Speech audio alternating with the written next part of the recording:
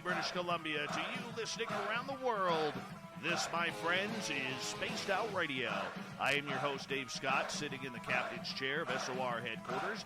We welcome you to tonight's show on our terrestrial affiliates around North America, digitally on TalkStream Live, Revolution Radio, and KPNL. If you want to take a listen to our archives, we have them free for you by going to youtube.com/Spaced Out Radio.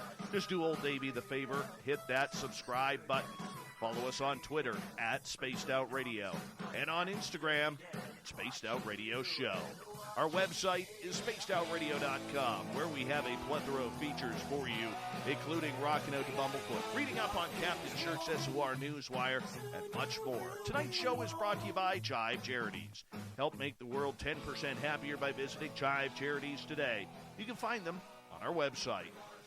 Since 2008, Third Phase of Moon has changed the way people look up at the skies and wonder, are we alone? With over 770,000 subscribers and millions of views on YouTube, their goal is to be one of the top in the UFO field, and it's worked. Tonight, in a rare interview, we speak with Brent and Blake Cousins about what it's like to be chasing UFOs and alien stories all around the world.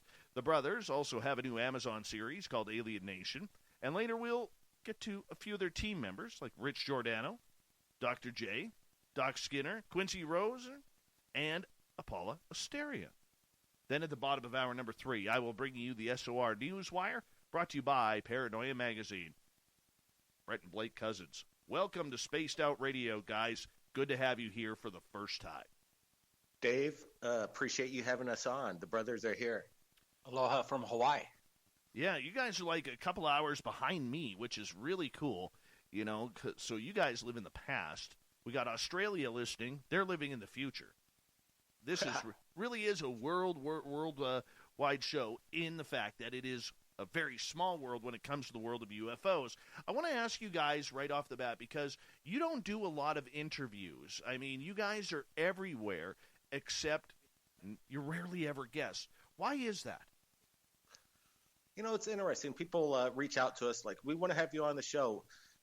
Can you come forward and talk about what you're doing here at Third Phase Moon? It's like, you know, there's only certain people in our times that we've actually did interviews, and these are the people that were kind of the small channels, kind of the obscure channels on YouTube that were, you know, had a voice out there, and they're looking at Third Phase Moon, and they kind of had a close eye on it. And some of these people were looking at Third Phase Moon with a little critical eye on it.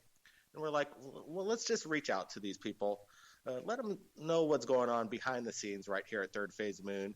And over the years, we became friends with a lot of these people that were once major critics at Third Phase Moon, but we gave them the interviews. Like, we just we didn't really want to go on the mainstream interview. If there was something that people wanted to know, like, look at these channels. You can find out. Look at Third Phase Moon search interviews, and they come up, and that's why we came on your show, Dave. It's like, you know, you're a growing channel. You just reached your 10,000 subscribers. Congratulations on that. Let's get it up to 15 as fast as possible.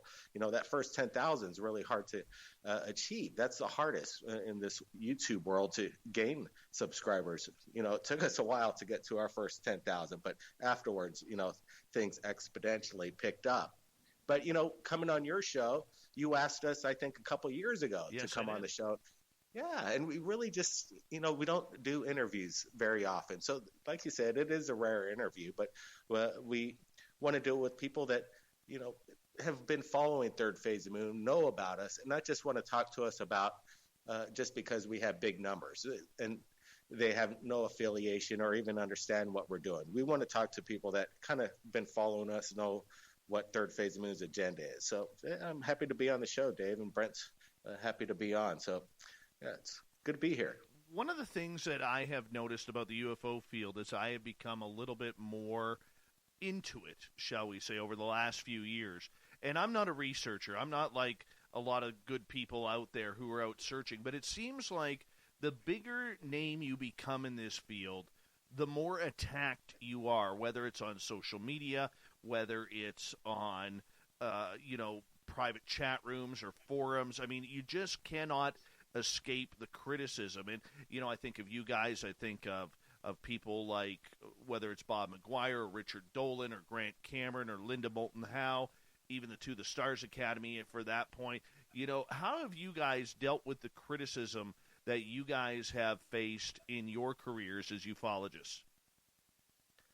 Well, it's a good question, and I would have to say, it's probably a good thing we live here on the Big Island of Hawaii, kind of like isolated from everything. We kind of just like keep our eye on the ball, focused, dealing with the public that want to come and share their evidence and give them a platform to share it on. So when it comes to the point of, the stress or the criticism, you got to have a thick skin in this field, just due to the fact that there's so many skeptics out there, which is a good thing. You need to be healthy, and you got to be a healthy skeptic. But there is a lot of criticism out there. But I'd have to say over the past 4 to 5 years, there was a shift in what was going on in regards to what the public thought of Third Phase of Moon. I think everybody felt it, and they're appreciating what we're doing. So there's not as much criticism as much as just basically just jokesters. People behind the keyboards at home, they'll say their thing and they feel brave behind the keyboard and not really saying it to one's face. But I'd have to say the criticism is waning quite a bit. It's our percentage on our views of the likes and the thumbs up, it's up there to 96, 98%. And, 4 to 5 years ago, I think that was kind of unheard of in this kind of field. Everybody wants to shoot the messenger, it seems. But I think the evidence and the people are realizing that, hey, we're just showing what people shoot on their own video cameras, and they want to have it on a platform. We get the permission from the people that shot it. And that's one of our main agendas. And, people are realizing, hey, look, we're just sharing the information as fast as possible. There's not much animosity or like this criticism anymore.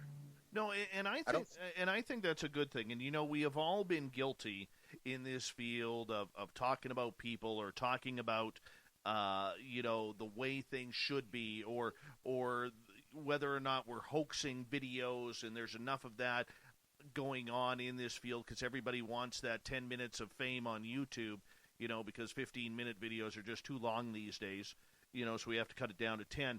What is probably, and I've never asked you guys this, what is probably the most underestimated part of what you guys do? Because I've seen the good, and I have seen people come at you guys pretty darn hard over the internet on Twitter, Facebook, elsewhere.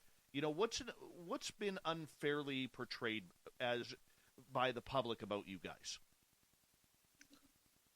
Again, that's a great question. And I think if you look at the whole big picture of what Third Phase of Moon has accomplished over the past 12 years being on YouTube, we've garnished the biggest archive of UFO videos on the planet. We've spoken and corresponded with more eyewitnesses than anybody in the field because, when you're the top of your field in the YouTube world as far as UFOs, people reach out to you. And that's what's great is people are reaching out to us. And I think people are underestimating the public has a forum, and it's Third Phase of Moon. So, I think a lot of the criticism that comes in and the false, I would have to say,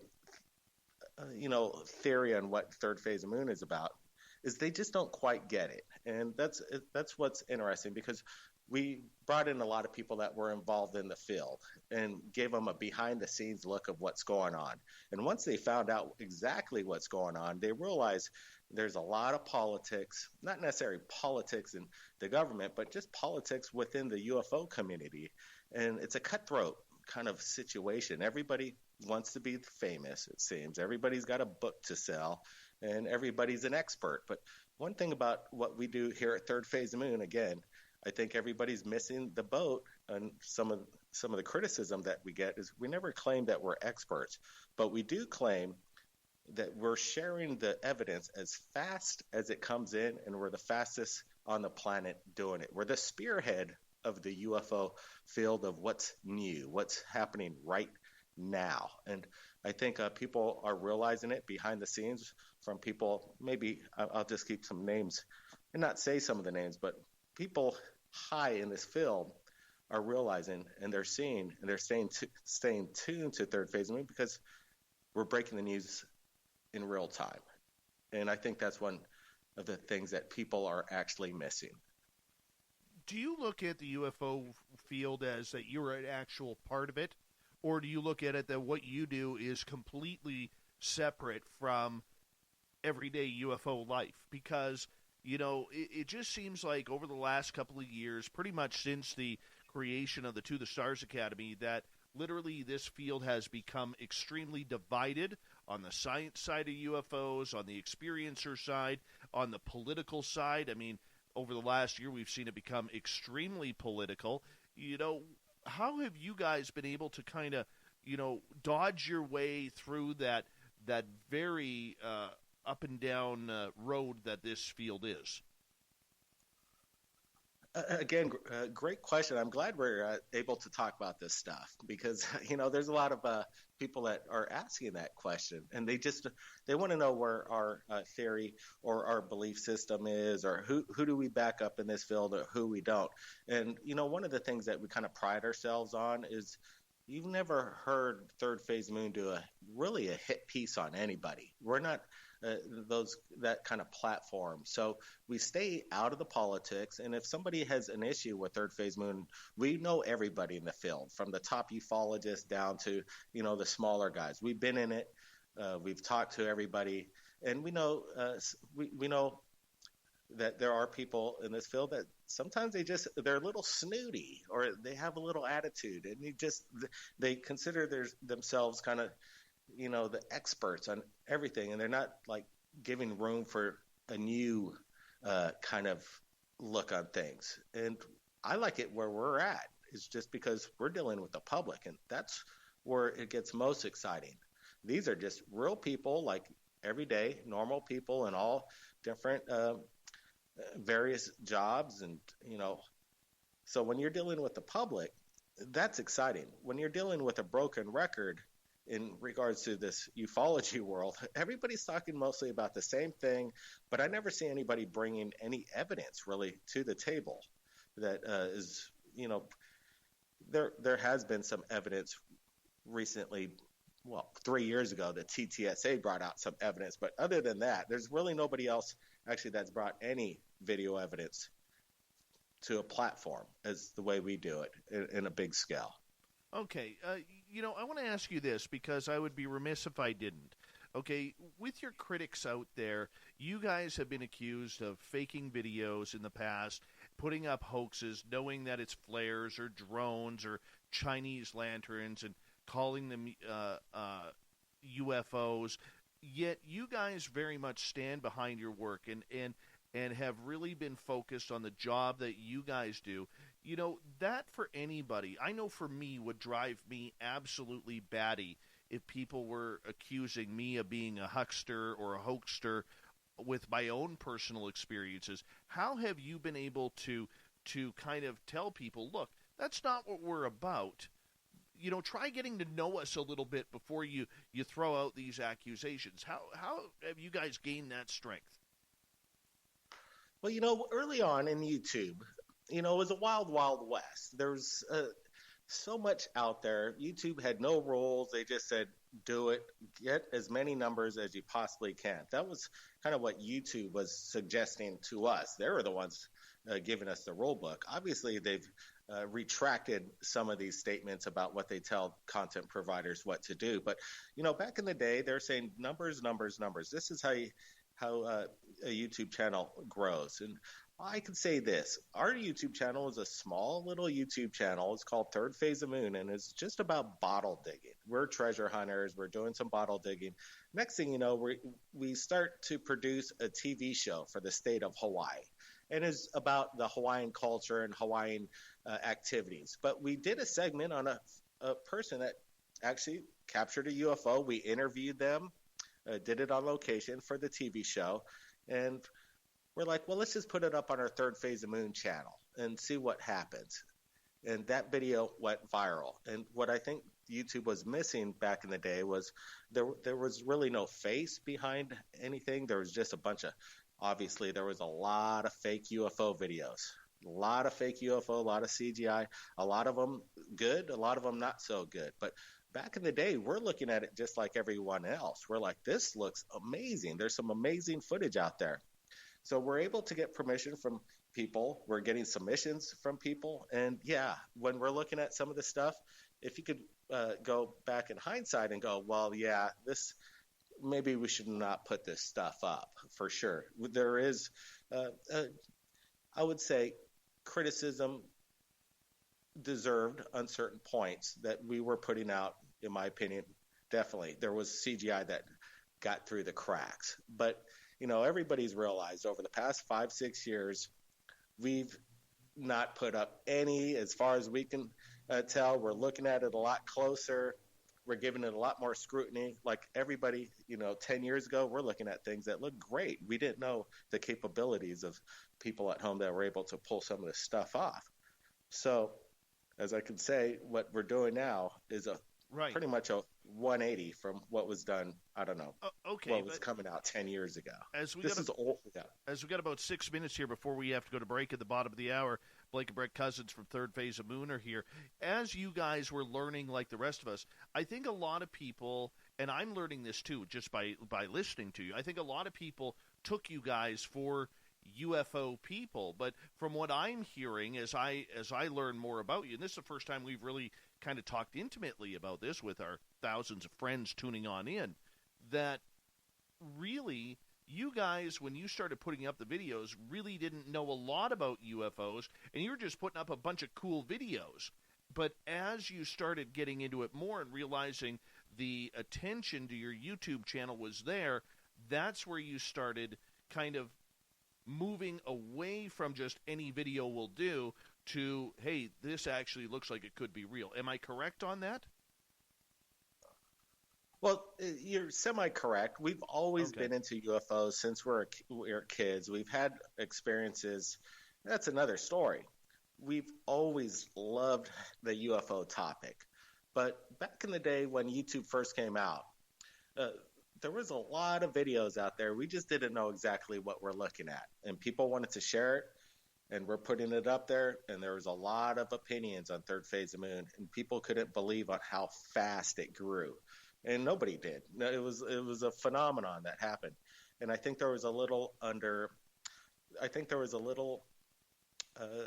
following just due to the fact it got started because there was a face behind it, somebody presenting the UFO.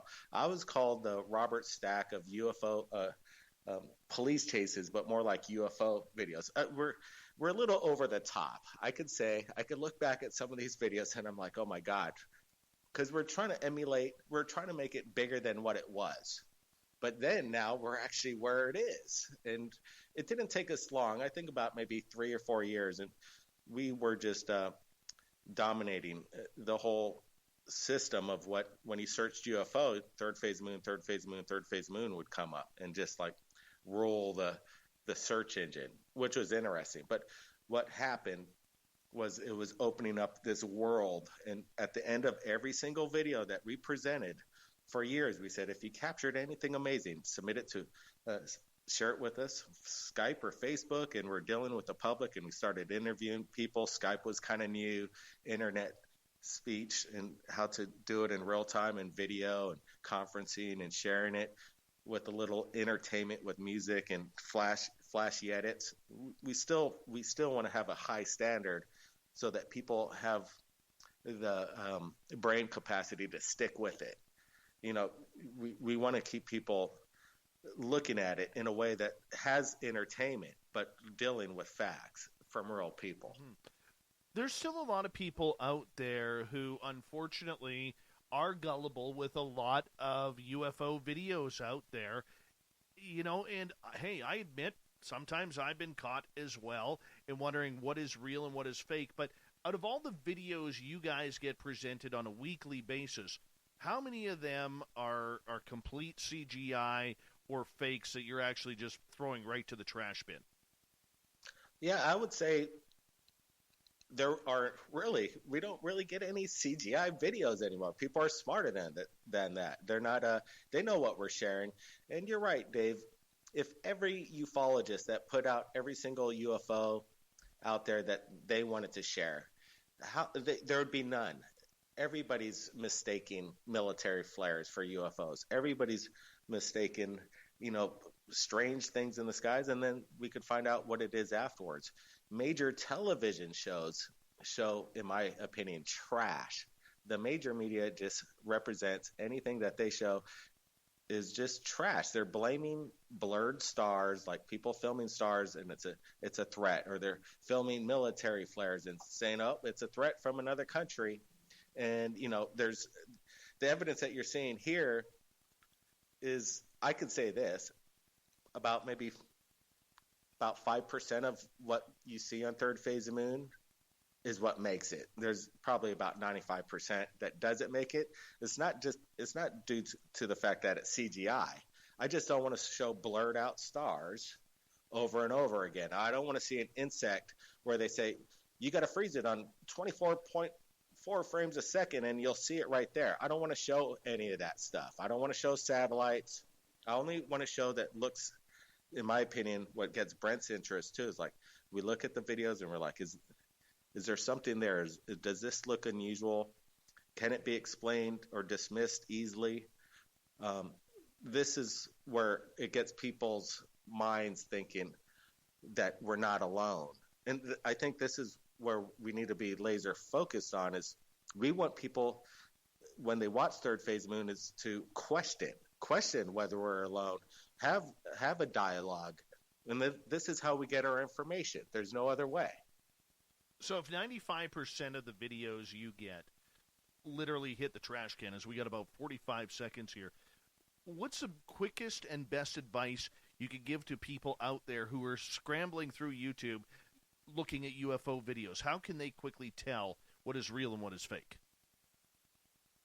I don't think it's that easy anymore. You can't even look for UFO videos on YouTube. The major media has pretty much taken over YouTube on the search algorithm. So you really have to dive deep to look for what's out there. So we do our research. We do a lot of searching, but it's not easy to find these UFOs nowadays because they're just not out there. The easiest way to find out whether something's real or fake, just look at the channel. So see if they have a history of, like, I would stay away from people that call themselves, in a way, I don't know. It's hard to explain. What I'm trying to say is that Third Phase of Moon, you could expect to see the links from the original people that uploaded it, and usually they're just real people with real names. That's it. It's not a channel with some kind of crazy name on it. Blake and Brett Cousins from Third Phase of Moon, their first time on Spaced Out Radio. Make sure you check out their YouTube channel. We'll be right back with the Cousins brothers right after this.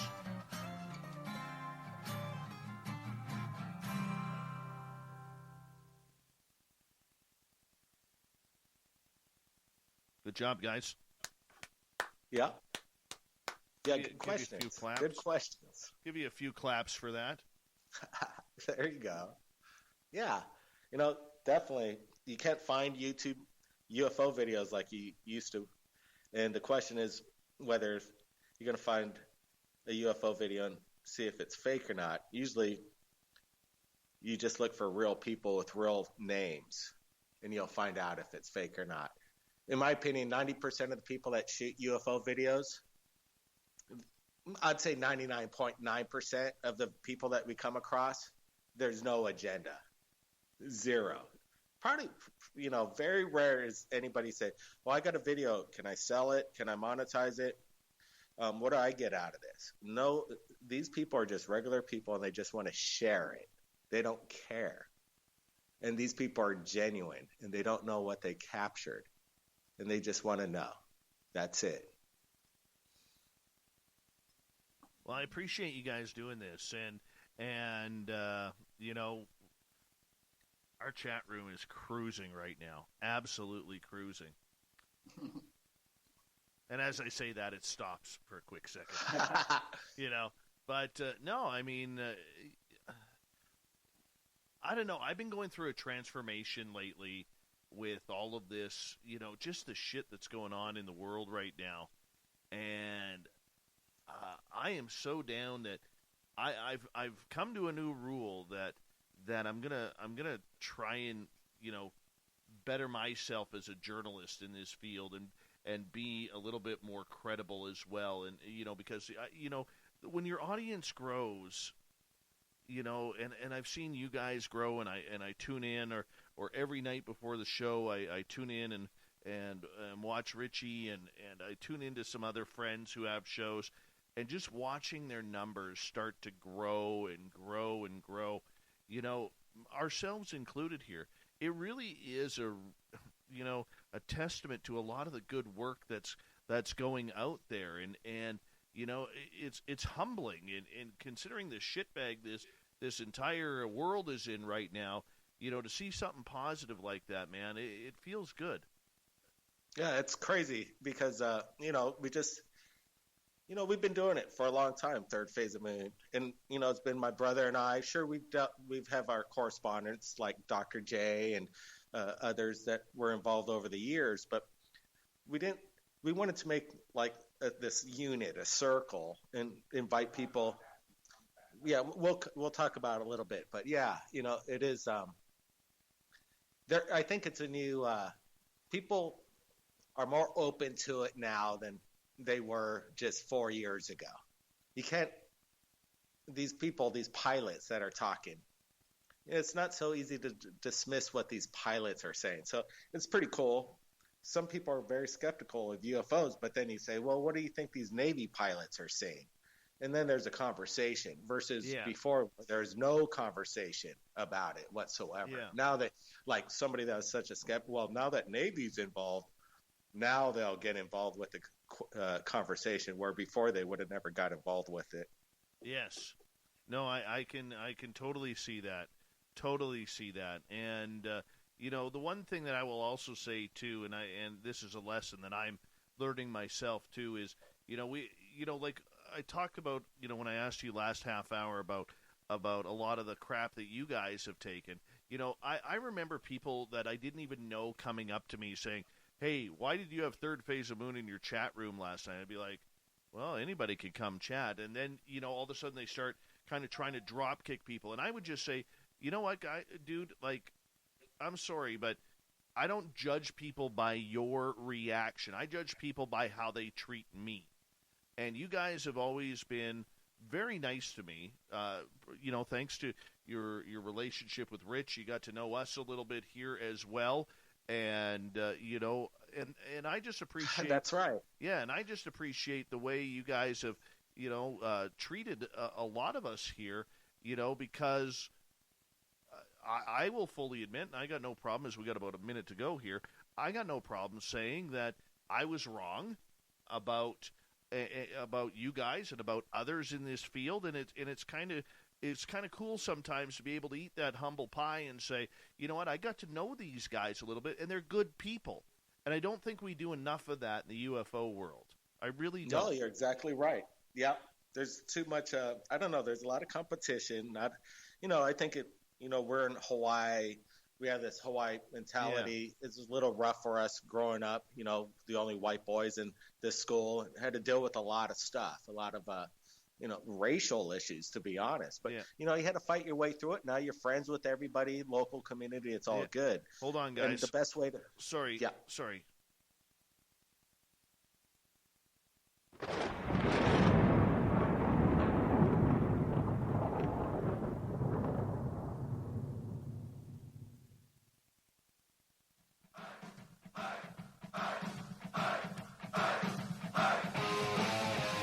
Second half hour is underway tonight on Spaced Out Radio. My name is Dave Scott. Thank you so much for taking the time to join us. I want to remind you that if you've missed portions of this show or others, check out our free archives by going to youtube.com/Spaced Out Radio. Do me the favor, hit that subscribe button. Our website is spacedoutradio.com, where we have a plethora of features for you, including rocking out to Bumblefoot and reading up on Captain Shirk's SOR Newswire. Follow us on Twitter @Spaced Out Radio and on Instagram at Spaced Out Radio Show. We continue on with the brothers from Third Phase of Moon, Blake and Brett Cousins, and thank you, gentlemen, for joining us in a rare interview that you guys are doing because you don't usually do them. But let's talk some UFOs here for a little bit here, because we talked a little bit before in the last half hour about your channel, but you guys have been trying to nail down, and I think you've done a good job at nailing down a lot of UFO videos with the public. You know, most recently, I was absolutely amazed by some of the footage coming out of Hawaii around this giant craft that was in the sky and then seen to go into the water. I mean, this is some weird things going on there. You know, Hawaii's the hot spot. Obviously, you got Pearl Harbor, some huge military bases on our island and other neighboring islands. They're using and experimenting with aircraft that the public hasn't seen yet. We've spotted them with our own eyes. There's something going on around here, and why not? You would think that being in the middle of the Pacific, that you wouldn't want to optimize that as an experimental playground for some of these exotic craft. Meta propulsion vehicles is what we're calling them now. What's powering them? We don't know, but yeah, you know, Hawaii is a hot spot. You could talk to anybody around here about UFOs, and there's not any for years. Everybody knows that their family, their cousin, whatever, family members, they've seen so many UFO sightings out here. It's common. It's not something out of the ordinary by any means. You know, and I look at it too on a little bit of a different sense, but where I am in British Columbia, we are surrounded by indigenous cultures. And a lot of the cultures around here really, really are very in-depth with their extraterrestrial contact, the UFOs. Is that pretty much the same way as it is? I've never been to Hawaii. I know. I've never been anywhere off of this continent. And so is it pretty much the same way in Hawaii, where the indigenous cultures there have almost like a connection to the star people, as they call them here? Well, it's a good question. And off topic real quick, my brother and I was talking about how you would be a great character in one of our movies, that you would play this kind of like scientific dork with his communication system trying to make contact with the alien, and you'd be like this comic relief character. So maybe one of these days we'll get you down here in Hawaii and be in one of our fun movies. That's Giordano for sure. I'll lend Giordano my beard. And then we already got Richard's character down. Oh, okay. He's going to be another character. You'd play this other guy. All right. I'll do that. I will do that for sure. But yeah, I think the Hawaiians are open-minded. The culture believed in many gods. They worship the lava god Pele, Lono, the Kama Pua'a. You know, they have a heavy-duty mythology for sure. So I think a lot of the Hawaiians are open-minded that, you know, the Hawaiians studied the stars. They're the best observers of stars, using it as navigation to cross the Pacific, to be able to sail their canoes to other parts of the Pacific Ocean and know how to calibrate it to get to these islands without getting lost. They were the best navigators out there. Actually, hidden secrets still lost that we don't know how they did it back in the day. So these Hawaiians, it goes way back that they've seen things in the sky. So I think, sure, the indigenous people have a belief that there's something. I'm not exactly sure if they think it's from another planet or not, but some believe so. I want to ask you, before you developed Third Phase of Moon, had either of you ever experienced not just seeing UFOs, but seeing aliens or having some sort of ET contact? Well, I'm going to pass it off to Brent. And, I could say that we both had an experience. Brent, why don't you tell Dave that one? You had to get straight to the point, huh, there, Dave? Well, that's a big question. Hey, everybody's got some aliens, right? Well, yeah, we told this story a few times on our channel. I think, maybe about 3 or 4 times. We haven't got in full detail, but when we told this story, it was kind of like, well, I'm not sure if we should tell it on Third Phase. It's kind of like it might be a little too much, but we'll just break down the experience. This was in 1974, 75. We're living on the island of Oahu. And this is back in the valley, a deep valley called Palolo Valley. And we're pretty much perched up near the edge of it.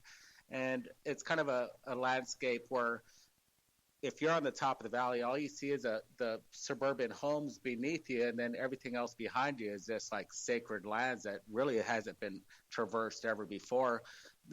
We found some interesting Hawaiian grave sites in the area, even bones inside walls that were implanted there. We're not sure if this has anything to do with the encounter, but all we know is this place is a sacred area. So let's just break it down. 4 o'clock in the morning, 4 or 5 in the morning, Blake and I are in our room. It's dark, and we start seeing these 3 gray aliens that look like Skinny Bob. And they're wearing jumpsuits, black jumpsuits, and they're just pattering around our room. And we're in our bed, and we're looking at these things, both of us. So this is what I'm not sure. Twins think the same, and maybe they'll say the same things at the same time.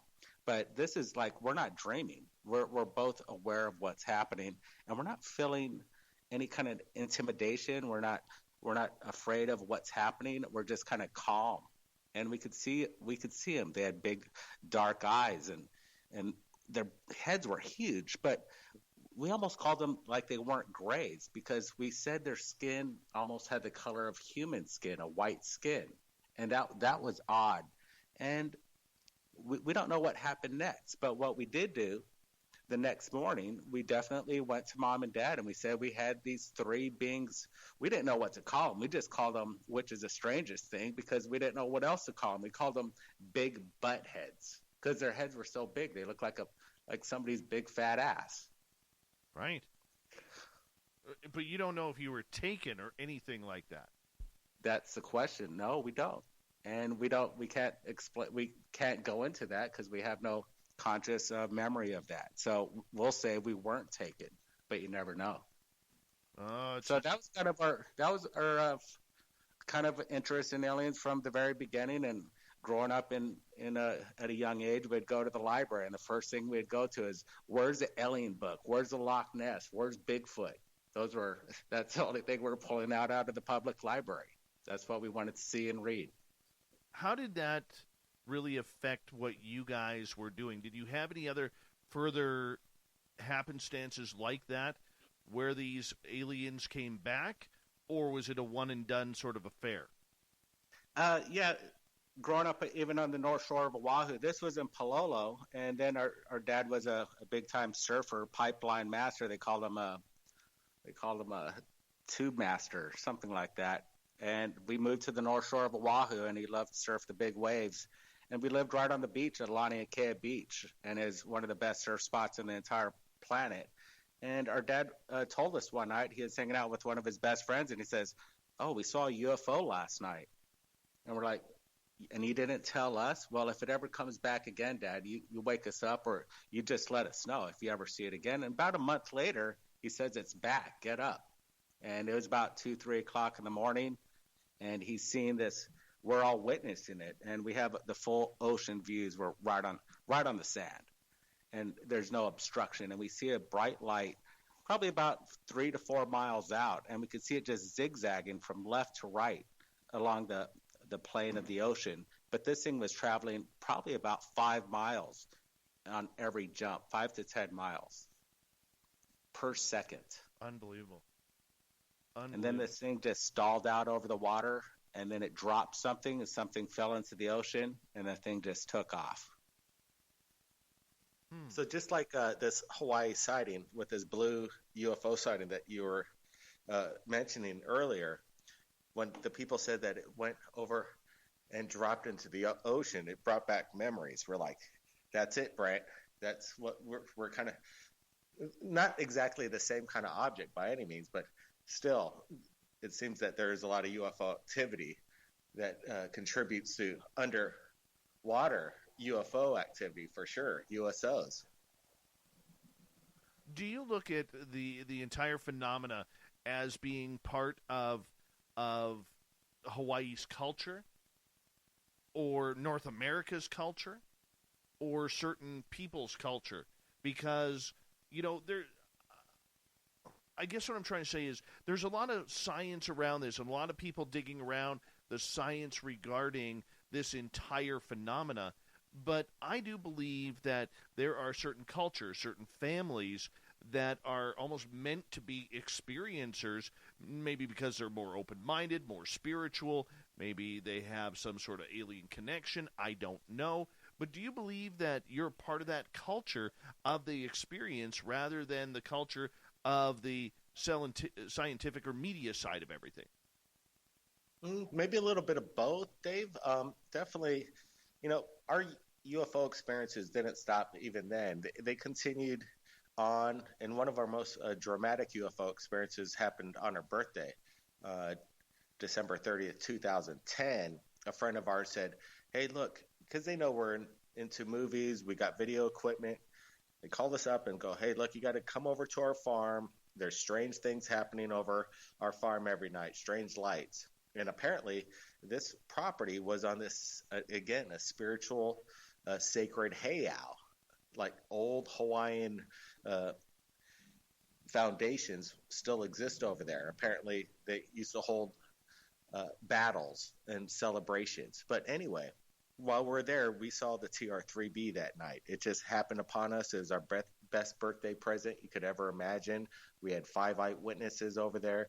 We're screaming like little girls when this thing came down and ascended on us, this huge triangular-shaped craft. It was one of the most amazing things, obviously, one of the most amazing things you could experience. So, there's something going on, and we are part of both worlds because we want to have people looking at our stuff as well. So we have friends that are in the FBI, physicists that are involved to the highest level, and we're in correspondence with them. We're sharing what we're receiving and getting their opinions as well, and trying to find out exactly what their thoughts are, and then try to rule out what it's not, and sometimes what are the possibilities if there is some kind of, secret cover-up in regards to what we know about this whole UFO world. I think Third Phase of Moon will eventually be the platform that's going to bring it to the world. Like, here it is. I don't think there's going to be any other place. I don't think the major media is going to put it out there in regards to sharing the truth. It's going to be somebody like a channel like ours that's going to break it wide open. And I think we've already shared disclosure in its own way with the evidence that's brought forth. And a lot of the evidence we brought forth still has not yet to be explained. And that's interesting to me. And even the people that we're dealing with can't explain it away. They're open-minded. They're skeptics, but they're open-minded, which is cool. Like these people that are involved in these high professions, and they still communicate with us because they find it interesting what we're doing, because they know we are getting the information from the public. And that's about as best as you're going to get to the source. And just recently, I have some files that came in earlier today, and it's going to be amazing. I'm kind of giddy about it because I just received these high-res images of these maps of 29 Palms Marine Facility Base. And I'm not going to say exactly what we found within these maps and this old paperwork, but this is what I think Third Phase Moon's all about. Somebody's going to find something in their closet. Somebody's going to find something buried. Somebody's going to find something that nobody knows about. It's tucked away, and just because of circumstance, somebody maybe passes away, something, maybe issues were involved, but there's things that are hidden that will be revealed, and it's just a matter of time. And apparently we received this paperwork from an Indian reservation as they're going through a trailer of somebody that deceased, and they came across these papers that may blow a lot of things wide open. And I'm excited. This is going to be something major. So Third Phase Moon's on the forefront of just getting that information out. Brent, you got something? Yeah, I was just going to bring up this year's been wild. There were pretty much, we just got past it. 2020 was kind of this whole thing, and we kind of grew stronger over what just happened in 2020 because we created a team, a solid team of people that really love what they do and are passionate about UFOs, such as yourself too, Dave. So like you're around too, 8 months ago, we reached out to our source and we wanted to get people kind of chiming in, bringing in their kind of opinions of what's happening on a daily basis in this UFO field.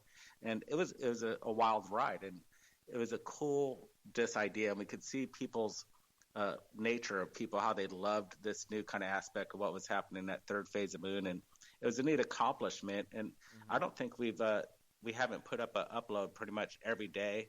Maybe we missed a couple, 5 over this past 8 months, but our team has been solid from Rich Giordano, Doc Skinner, Apollo, Dave Scott, Dr. J. Everybody's been on it this past 8 months, and I just want to thank everybody on that one. Appreciate it, guys.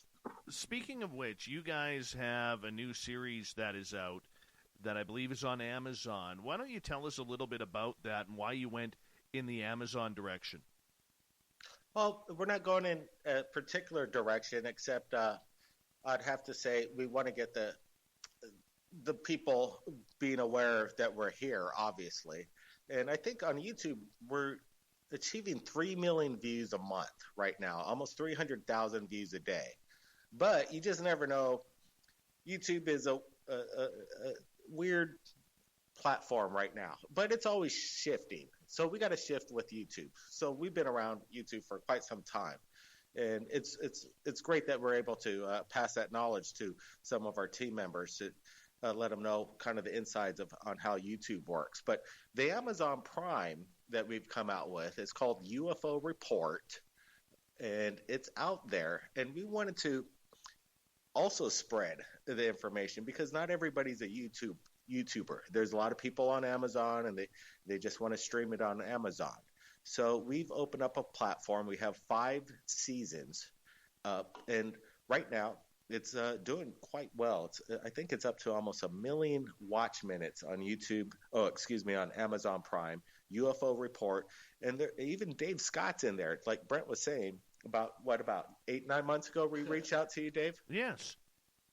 And what did we ask you, Dave? What did we asked you of some kind of service? You tell everybody. Oh God. You were just like, you want to do this? I was shocked. Let me put it this way. I was shocked that you guys called.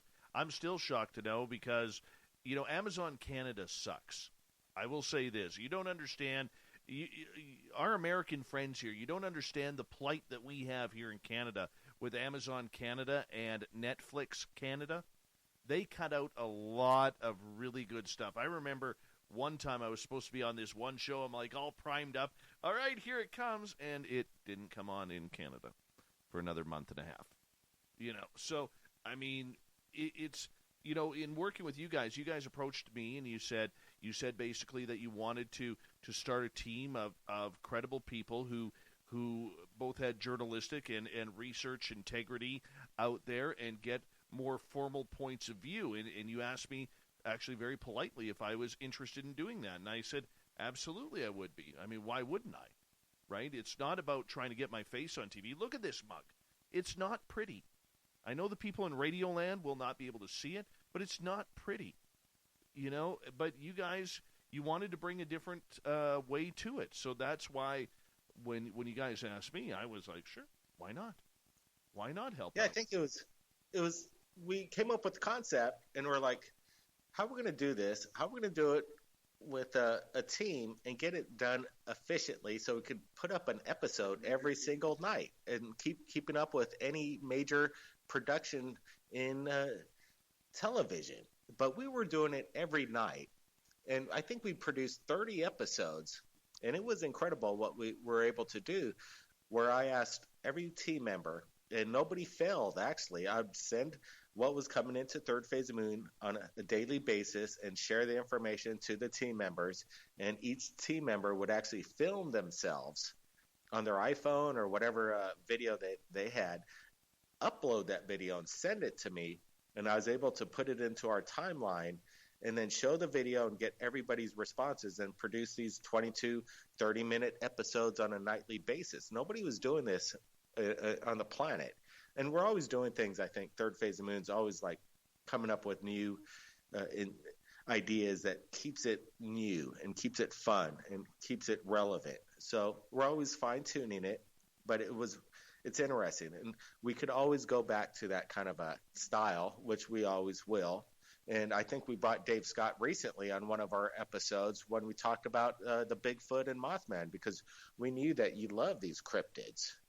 Well, I mean, if you got aliens, you might as well get some Bigfoot in there, too. You got Bigfoots as well, But, yeah. From an eyewitness. Yeah. I would love to see another one. Do you believe, as we got about 2 minutes to go, do you believe that all of this phenomena somehow, one way or another, is connected? The phenomenon of, what do you mean? Paranormal? UFOs, paranormal, aliens, Bigfoot, the night marchers that you have down there, all that sort of phenomena. I would separate a few of the phenomenon. I think there's certain things. I think there's this thing called meta propulsion craft, and I think the meta propulsion craft is something government, something developed within a private corporation that has these things that you would characterize as otherworldly, and then there are things that are otherworldly, and then there are spirits and legends. I think we could separate some of these things as you would separate species of life form. There's a lot of people out there that tend to think that, there is something congruent with this, and I never get to use the word congruent enough on this show. Do you believe that there is, though, even though they're different phenomena, that there may be this invisible thread? Because there's a lot of people who have Bigfoot sightings who automatically then see UFOs around, and vice versa with paranormal and aliens. And I'm just curious, do you think that there is some sort of link? I think we all have this as a human character that we all want to find out whether we're alone. We want to know if there's ghosts. Obviously, we want to be able to communicate with family members that may have passed, things along those lines. But then again, man, what if we're all in this one huge consciousness and we're just in a big brain cell, and everything that we're part of is designed to give us this semi kind of question and entertainment in our mind to think about all this stuff. So it could be all connected as a program. Very true. Gentlemen, I'm going to get you to hold on right there because we are through hour number 1, and in hour number 2, we're going to hook up with a few other people here on Spaced Out Radio to come join us to see if they want to talk some aliens, talk some UFOs, and you know what, maybe we could convince the Cousins brothers to stick around. They are busy guys. They do have some editing to do, and I'm sure they've gone through about 17 computers in the last 2 years editing all of their film that they have had to do for their channel, Third Phase of Moon. We're going to get into UFOs next again here on Woo Friday on Spaced Out Radio. Make sure you stay tuned because hour 2 is right around the corner.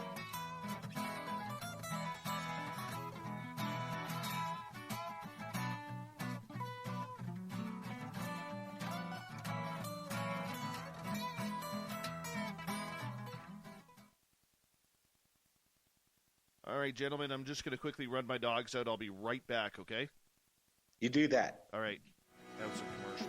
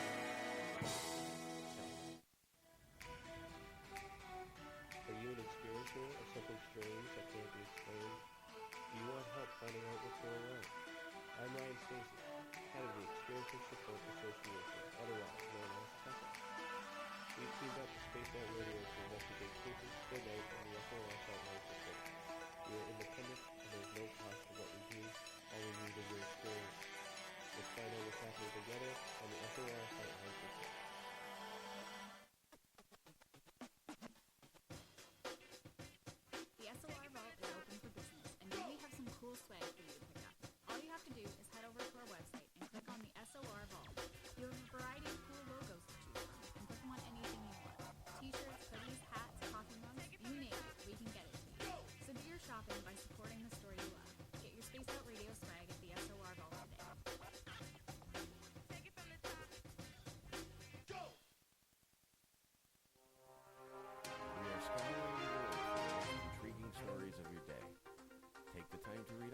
SOR Newswire, where our team, led by Captain Shirk, will deliver to you some of the best paranormal and supernatural news, along with some stories that will blow your mind from the weird to the wacky.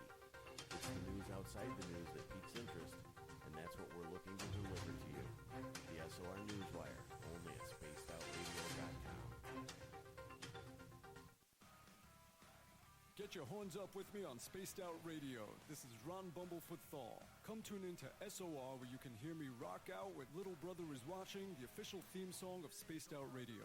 And then come on over to bumblefoot.com where you can find out about my tour schedule, my music, and everything else. Bumblefoot.com keeps you up to date on what I'm doing and the best way to stay in touch with my music and music camps. Sign up for my newsletter at bumblefoot.com and remember, Little Brother is Watching.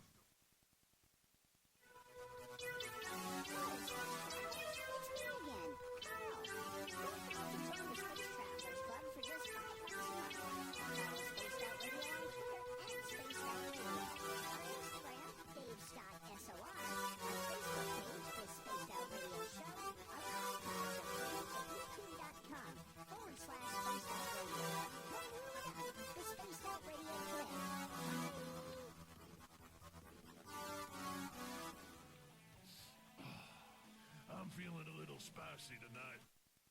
All right, we're going to get the other guys in here. Hold on. Let's go here. And here. We also got our documentary Countdown to Disclosure coming up. Right on.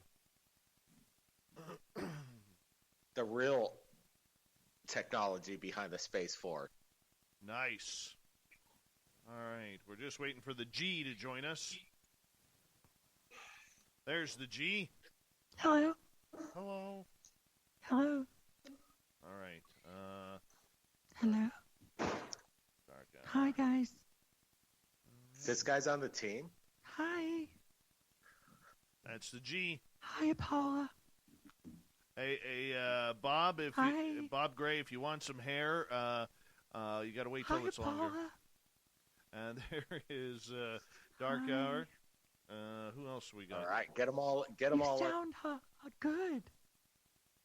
Just to let you know, Dave, I go by the name of Michael Roser. I know that it says Quincy on my Facebook. I just want to let you know, man. Okay. All right. All right. Let's see if Paula is going to answer. Paula's going to answer. Hello. It'd be fun. Hi, guys. Oh, gee. What do you mean? I'm A. Hello. Is this thing on?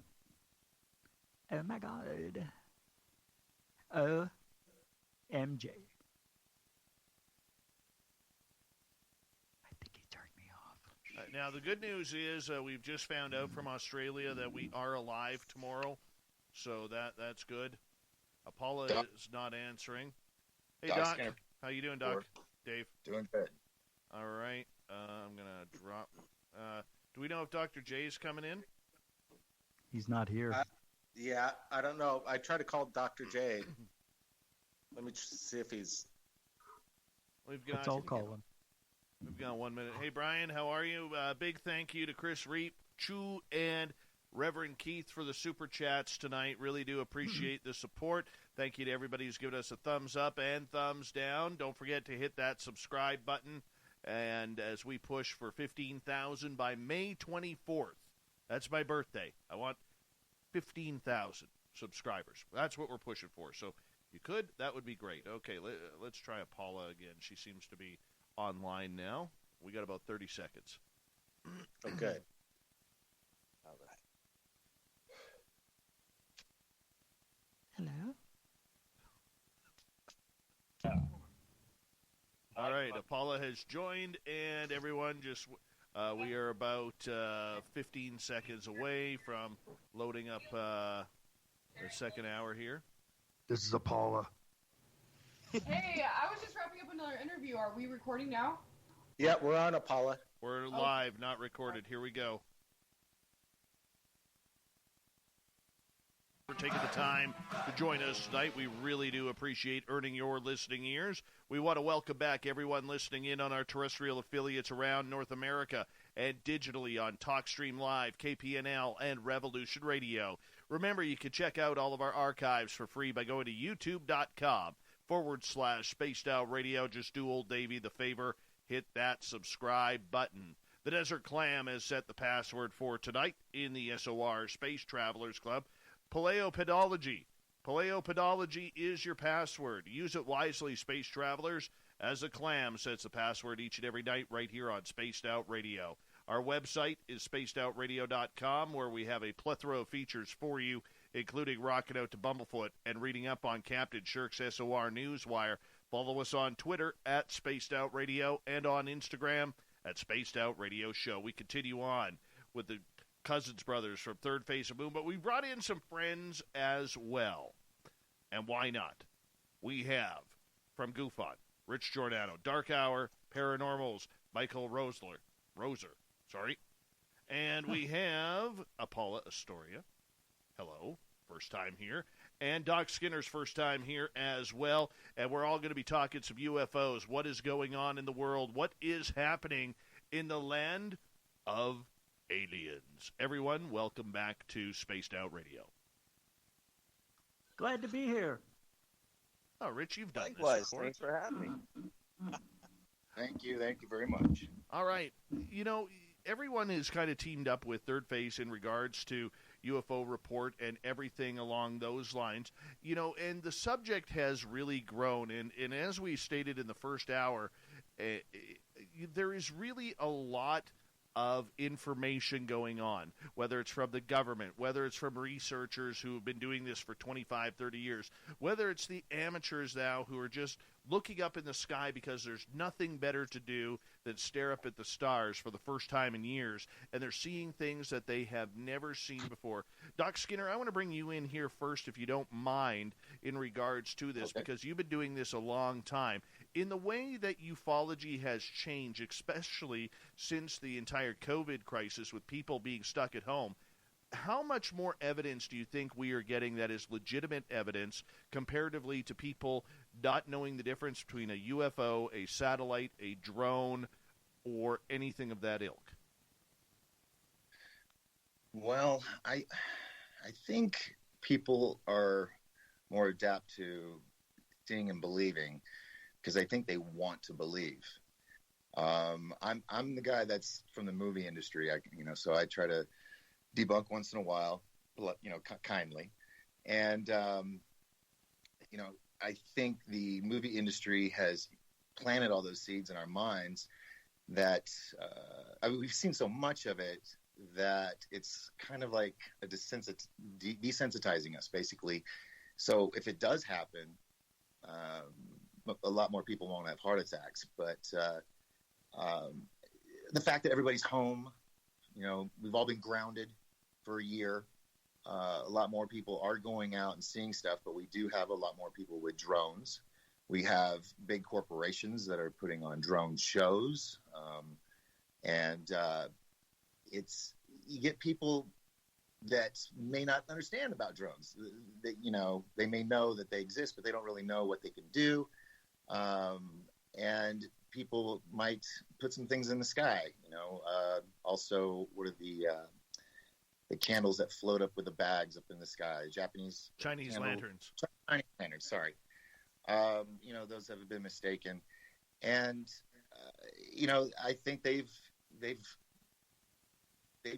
what's the word I'm looking for? Baffled all of us, and sometimes we've all seen something and we're like, oh yeah, that's what it is, and then we find out later that's not what it was. So there's nobody that's immune to being fooled by exactly. Yeah, and so it does happen. I don't know if there's as many hoaxers out there as there used to be, because like Blake said, they've gotten smart. They've caught on to it, that, people can figure it out. So that's what this whole idea at Third Phase Moon, when he started this up. And I'm glad the whole panel's on. I think we're missing Dr. J, but I'm glad everybody's joining us tonight. From Richard, from Goof On, we got Doc from Doc's 1028 Productions. We got Michael from Dark Hour Paranormal and Apollo from Apollo's Odysseys, and even Dave Scott. So these are the people that we've been collaborating over the year, trying to have people look at the UFO videos, and people that have been studying it all this time to have their own, opinions on things with a kind of a collaborative of people's minds. Yeah, it was pretty cool when Doc Skinner and Goofon actually, they hooked up for the first time, the collaborators that we just worked with this past 8 months, and they're able to work together on a team. And we had the exclusive interview with Dr. Greer just a couple of months ago, and that was a really good collaboration between Doc and Goofon. How did that happen again? And what kind of information did you guys get? You actually got some pretty good insight. Well, not only good insight, but we actually got VIP first interview treatment. They beelined straight to us. It was actually kind of cool, but a little bit intimidating because he had his entourage. But it was an amazing interview and a good presentation, great presentation. When we Rich? Rich, fill us in. You were there. I was there. It was incredible, actually. It was the first time I met Dr. Greer, and they beelined right over to us. We thought we were going to talk to him much later. We didn't know, and he showed up right on time. And I was getting our VIP passes up front, and I come out and I hear Greer say, "I hope your buddy shows up soon." I'm right here. I'm here. Oh, my God. It was very nerve-wracking. I almost fell over. Doc caught me. There was a crowd of people gathering around behind us, and it was just like a red carpet type of thing, man. It was weird being in the center of attention. You could feel everybody looking onward and cheering Dr. Greer, and it was really good. And he dropped a bombshell that he got this evidence that he can't show us of an alien autopsy, I believe, if I'm correct on that. Dr. Greer doesn't always give full access, but he knew that Third Phase of Moon was going to be there, and we're like, "Oh, we got some people in Arizona. Can you give them access? We need the VIP passes," and then we're able to get Doc and Rich these VIP passes and this exclusive access to Greer. So this is amazing, and even Paula Asteria, while Dr. Greer was in in California, we're like, "You get over there, Paula," and as we're shooting our documentary Countdown to Disclosure, we're able to get access for a follow-up interview, and Paula Asteria was able to even interview Dr. Greer on location. I did. It was a really incredible day. I rolled over in my lime green alien Jeep and pulled up to his place out in Marina Del Rey, and we had a great interview, talked about a lot of very interesting things. My camera guy didn't do so well on his end, so sorry about that, guys at Third Phase of Moon. But yeah, it was amazing having conversations with him, especially after seeing him for so long with everything he's done in the disclosure scene. Like, he's done so much for the disclosure movement. I mean, more than a lot of people that have been in it. I mean, he's been a part of this for so long, and I actually have been, following him for years, and I think the first time I actually saw him in person was about 7 years ago at Contact in the Desert. If people don't know what that is, it's like the Woodstock of UFO conventions and Joshua Tree, a little south of LA. So, that was my first time I saw him. I believe he had that little alien, and I was like, it was my first time at a UFO conference. I was like, oh my gosh, this guy has a real alien? I'm like, oh my God, this is insane. So, that was my first time seeing him, and I've actually DJ'd his premiere for a previous documentary that he came out with. So it was amazing actually getting to sit down and do an interview with him, and we definitely talked about a lot of interesting things, especially his new app coming out. That is really cool. I definitely recommend everyone checking that out. I think it's called CE5. Paula, I want to ask you a quick question here, because the beautiful part about 2020, and this is completely off topic here, and I would actually like to have you on the show just one-on-one about this, but 2020 we saw a real influx of young women coming into this field and really starting to bring some good information, good interviews, solid research. I think of you, I think of Nicole Sakic, I think of a number of other people, Geraldine Orozco, as well. Yes, she's been around a couple of years, but she's really taken off. Do you think this is a resurgence of women in ufology that we're starting to see, because it's so been dominated by men for so long? Yeah, I definitely have a lot to say in regards to that. I've actually been a part of the UFO scene for years, but, I started with kind of hosting events, different conferences. People would have me come in and host, starting, I think, a few years back. And then I started giving presentations at different events around here, and eventually moved on to reporting for UFO news networks and then my own show. So I've been kind of, in the scene for a while, but I guess I'm just kind of starting to come out a little more now. But I think what's interesting about women in the UFO scene, I mean, there are a lot of women that are in the UFO scene that have been around for a while, especially Laura Eisenhower. I actually just got off an interview with her.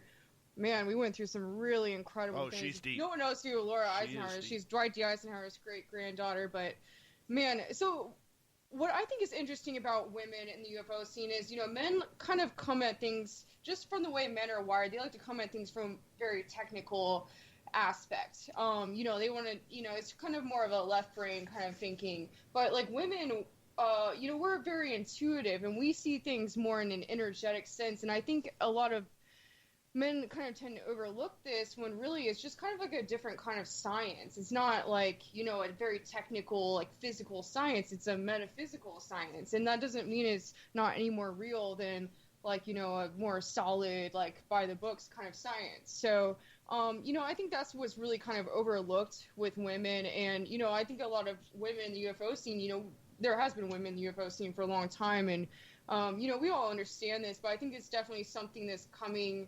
to the fore a little more nowadays because, we are shifting into the age of Aquarius, which is a more divine feminine energy that we are coming into at this time. And I think that's kind of given space for, these characters to step forward and, share their side of things. And I think it's definitely amazing to see more of a balance in the UFO scene because... Absolutely. Yeah. Yeah, that's exactly right. Because when we started the team about 9 months ago or so, we're like, okay, we need a female's point of view on this. And I got to thank Doc Skinner from 1028 Productions because we're kind of like, you got anybody in mind? What do you think? We're over here in Hawaii.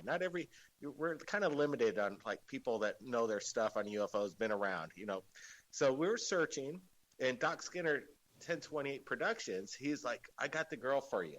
And he introduced us to Paula, and we found out about Paula's background, what she's been up to. She's been to the pyramids. She's been on locations. She's been doing this for years. And a lot of people were underestimating actually Paula's ability or even, her experience in this field. And they didn't realize that she's been doing this for quite a while and she knows a lot. So it's really cool that actually women are actually having a voice in this because it has been dominated by men all these years.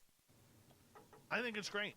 I really think it's great as we push the needle forward because in the end, much like politics, UFOs isn't a men or women's thing or whatever you want to define yourself as. It's an everybody thing, much like it's not a political side of Republican or Democrat or Libertarian or whatever you choose to side with. This is something in a subject, Michael, that literally is going to affect everyone on this planet.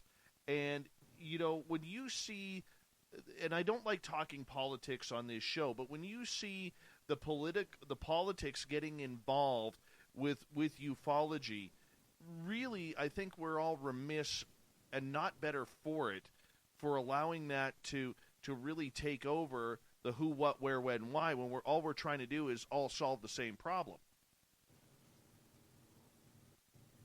Mike. Yes. Oh, I'm sorry. Yes, absolutely. I agree with you on that. It's interesting because there are so many researchers in the field, by and large, and of course there are some in our military, and they know what they're doing. They've been doing this for a while. Perhaps they've had more contact, at least in the way of the technology. But in the end, as human beings, whether we have disclosure or not, whether we understand the ET presence or not, it's still something that affects us all either way. So, when you look at some of these people that are higher up and they have this information and they're cloaking themselves behind a veil of national security in terms of withholding some of this information. I don't think that's always the case, and I think it's a real easy cop-out to use that when they want to keep something under wraps. It's doing more damage to people than good in holding these things back. I think at this point, perhaps in history, there was a very valid reason to keep some of this stuff secret, maybe in the way of consciousness and being able to digest some of these new world concepts, really. So, I mean, if we were able to at least find some sort of common ground, and no, I don't think the 180 days that we were allotted is enough, and I don't think what we were just given from the CIA as a dump was enough. But if we could find a middle ground somewhere to just, as a population of humanity, to move forward with these subjects, I think we would be much better off, and in the end, the power wouldn't be so misaligned, in a sense, with who has this information.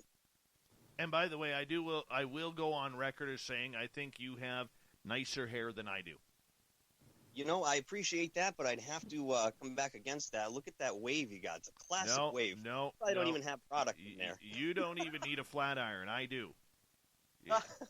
We could debate this all night long. Hell with everyone else. We could debate the hair game, but you got a solid hair and beard combination going on. You need to be proud of that. I appreciate that very much, Dave. Likewise, brother. Absolutely. Rich, I want to ask you about the whole political side over the last couple of years in ufology, the way it's really kind of trended towards, taking political sides. I mean, we even saw that, numerous people coming out saying that even though, the president was literally talking about UFOs, it seemed almost monthly, that it had to be a Democratic president that needed to disclose. I mean, we've heard that from everybody from Tom DeLonge to Stephen Bassett from the Paradigm Research Group and numerous others, because of course this is always supposed to be the Democratic way ever since Obama was in. Now, I'm not wanting, you know me, Rich, we talk about this. I don't want to get too deep into the politics, but there is a political game being played in ufology. Yeah, well, that's what we thought we would get if Hillary Clinton was president. Podesta was in her ear, and she always wanted to talk about it. Bill was trying to get information when he was president, supposedly. But, yeah, it's interesting how the left wants to get disclosure out there on their watch. And without being too political, Dave, I mean, we are seeing a lot of Twitter people saying that, and you go to other platforms which no longer exist, and they think that the right should be disclosing it. So it is a very interesting wave of information we see from two different sides. I don't really care what side puts it out there. Just put it out. All right, enough playing games. I want to see it, and I don't want words. I don't care about 2 million documents that I know that aren't going to give me any video evidence, which we've been promised from TTSA we would see, and we haven't. Blake and Brent, in regards to the whole political side of disclosure, do you guys feel that UFOs have become almost a political battleground? Well, absolutely. And the problem is the major media, obviously, is major left. They don't want to speak for some reason. I don't know. In my opinion, they don't want to take any testimony from the public, even though the public's got better evidence than what these military videos released by the TTSA. Actually, those TTSA videos, we got to find out, or at least let's get the whole video before we come to a conclusion, because Third Phase Moon's put out videos over the years that blow those videos out of the park, and the major media doesn't want to touch it. And in my opinion, this is some kind of conspiracy. If you ask me, we've reached out to the New York Times, the LA Times, even we've asked our team members, right, Richard, and even Dr. J. We said, reach out to these people. Let's share the evidence as it comes in. We could give them special reports. And I could happily say that Jaime Maussan, recently out of Mexico, has picked up Third Phase of Moon. We're collaborating with that country, and they're sharing our stuff. So the major media in Mexico doesn't have a problem sharing Third Phase of Moon content. They actually love it because they know it's the best stuff out there. But what's crazy is the American media doesn't want to touch it. And I got to say something. I'll just say something about too. Is like over the past 8 months, we've been so active with creating a team and creating documentaries, and even a lot of our panel members right now are participants of that, which is pretty interesting. Doc Skinner, we're working on our documentary, Countdown to Disclosure, that's going to be coming out February 16th. Sorry for the plug right there, but actually Doc Skinner was so cool because we said we need to talk to Bob Lazar, because Bob Lazar had something to say, because we needed his input about what was just being dispersed on the news about these off-world vehicles being discovered, and the Pentagon was about to release something. And then again, it got really exciting because that moment we're able to get Bob Lazar on the phone with our buddy Jim Goodall through Doc Skinner. Tell us how that broke down, Doc. Sorry, I had to hit the mute button.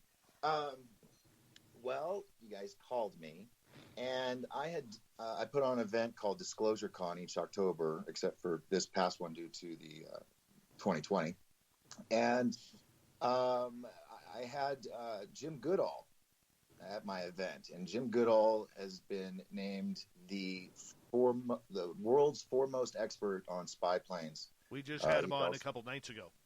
Oh, okay, yes. So you know Jim, and so I knew his relationship, and I said, he liked the boys, he likes the brothers. So I said, would it be feasible if you could sit here at my dining room table and give Bob Lazar a call and see if he'll let us record it?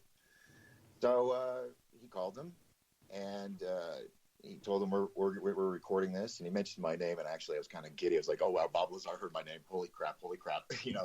But I kept it down. I was cool, acting. And so we got that, and he had some things to say, which I guess you'll have to wait to see the film, right, guys? I would assume so. Right. I look forward to it. We only got about 25 seconds here, so go ahead, Brett. Yeah, let me just say this really quick, because we dropped our trailer for Countdown to Disclosure on our YouTube channel and shared it on some other platforms. And then what's crazy is 2 days later, we had this drop of the 180-day countdown to UFO disclosure that was released. And this is very incredible to me. All right. You know what? We're going to get into the 180-day disclosure when we come back. We got an incredible panel tonight. Blake and Brett Cousins from Third Phase of the Moon, Rich Giordano. We have Doc Skinner. We have Michael Roser and Paula Astoria talking UFOs all night long on the mighty SOR. Stay tuned. Spaced Out Radio continues right after this.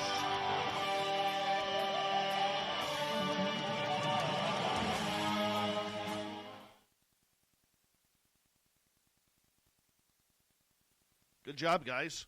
Good job. Thanks. Good panel tonight. Good panel. It's good to be here. I think we need some clapping. We're missing some clapping right now. Man, I just got off a 4-hour show with Laura Eisenhower, and going from her wild world to this is so different. Oh, you're all warmed up. Much different vibe. Right. Yeah, she definitely warmed me up. I'm trying to come back down to earth to be here with you guys. There you go. I have root beer chapstick if anybody wants. Root beer chapstick? Anybody? Oh, wow, that sounds nice. 70s. I remember that in the 70s. Yeah. Ooh. I don't know if you guys have experienced this before, but after you get off an interview with some people, you literally feel lighter than air, almost as if the energy has changed in the space that you're sitting in. And it takes you a moment to ground and come down. I don't know if you guys have experienced that before. It sounds like I'm definitely feeling that hunger. right now, especially with Laura. Yeah. No, man. Laura's like, da-da-da-da. Laura goes, da-da-da-da, Laura's fast. She speaks like her vocabulary and the way she puts her syllables together is pretty quick. It's almost like a fluent Spanish person speaking in English. She channels when she talks. It's so incredible. It's sometimes I feel like I just want to take what she said, clip it out and stretch it out and go into each little part. Oh, hey, I want to say by the way, my name is Paula Astoria, not Paula Astoria. Oh, sorry, I don't want to be annoying, but I just, and for the record, Astoria is the place where Goonies was filmed. Really? I didn't know Yeah. that. Astoria, Where is Oregon. that? Absolutely. Yeah. Where is that? Astoria, Oregon, on the Oregon. coast. Oregon. Yep. Yep. I haven't Sorry. seen that movie in a long time. Watch it again. You're a goonie. Yeah, it's been Astoria. years. You're a goonie. You are a We're all- goonie. Oh my God. We're all goonies. Oh, yeah. Goonie. And then everybody goes silent. Oh, Just like You that. goonie? Just like that. It's like, okay. it could have been like. Just absolutely schools me, bitch slaps me. Goonies Shut come up, it's about? Astaria. You Canadian jerk. Throw my heel at you. That's funny. Oh, Yeah. By the way, Goonies never say die. for people who haven't been on this show before, we are hot to mic on YouTube. So just so we're just filling you up with dead air. My bad. yeah. No. Jeez. I could turn the commercials up, but we basically the way we do it, we're on 6 terrestrial stations now, and so I will edit this show tonight and put it in segments. So this show will play Monday night and on our terrestrial station. So that's kind of how it works. Cool. Awesome. Yeah. And then the idiot Dave, who hosts the show, says, Woo Friday. Yay. How smart is that? It is Friday, isn't it? Yeah. Oh my! This is my third show tonight. But when you're playing this show on Monday, saying Woo Friday really doesn't work. Oh. Oh, that's funny. Yeah. Yeah. But with everything going on in the world, it's like it doesn't even matter what day it is anymore. They all feel the same. I mean, I At feel this like point. like 2020 just skipped it. Like it's just crazy. Been crazy. No, and it's funny looking back You over say the last that again. year. Oh, there you are, Mike. What's that? I said, there you are. Yeah, I'm sorry. No, I was saying, over the last year, it's really interesting to kind of look back because, for many of us, unfortunately or fortunately, however you want to look at it, we haven't had a normal job. I mean, personally, I got this up and running, what I'm doing now. And it seems like much longer than a year has gone by. I don't know if you guys feel the same way. Well, all I know is over the past year, what we've accomplished, I feel like this last year, even though we didn't travel like we usually do, but we were able to accomplish so much remotely, which is amazing. We're able to collaborate with everybody on the phone tonight to make content and create something. And go ahead, Dave. You're up. No, we got 40 seconds here. Yep. So, yeah, just the whole idea of what we accomplished and even accomplishing Countdown to Disclosure, the secret technology behind the Space Force, that whole documentary remotely, where we had camera crews remotely directing it from Hawaii. Even Apollo Asteria was able to do an interview with, you had him on the show recently, Christopher Peters. Yeah, good when dude. That Good dude. incredible story. Okay, guys, hold on 1 second here, if you don't mind. Thank you. 5 seconds here, everyone.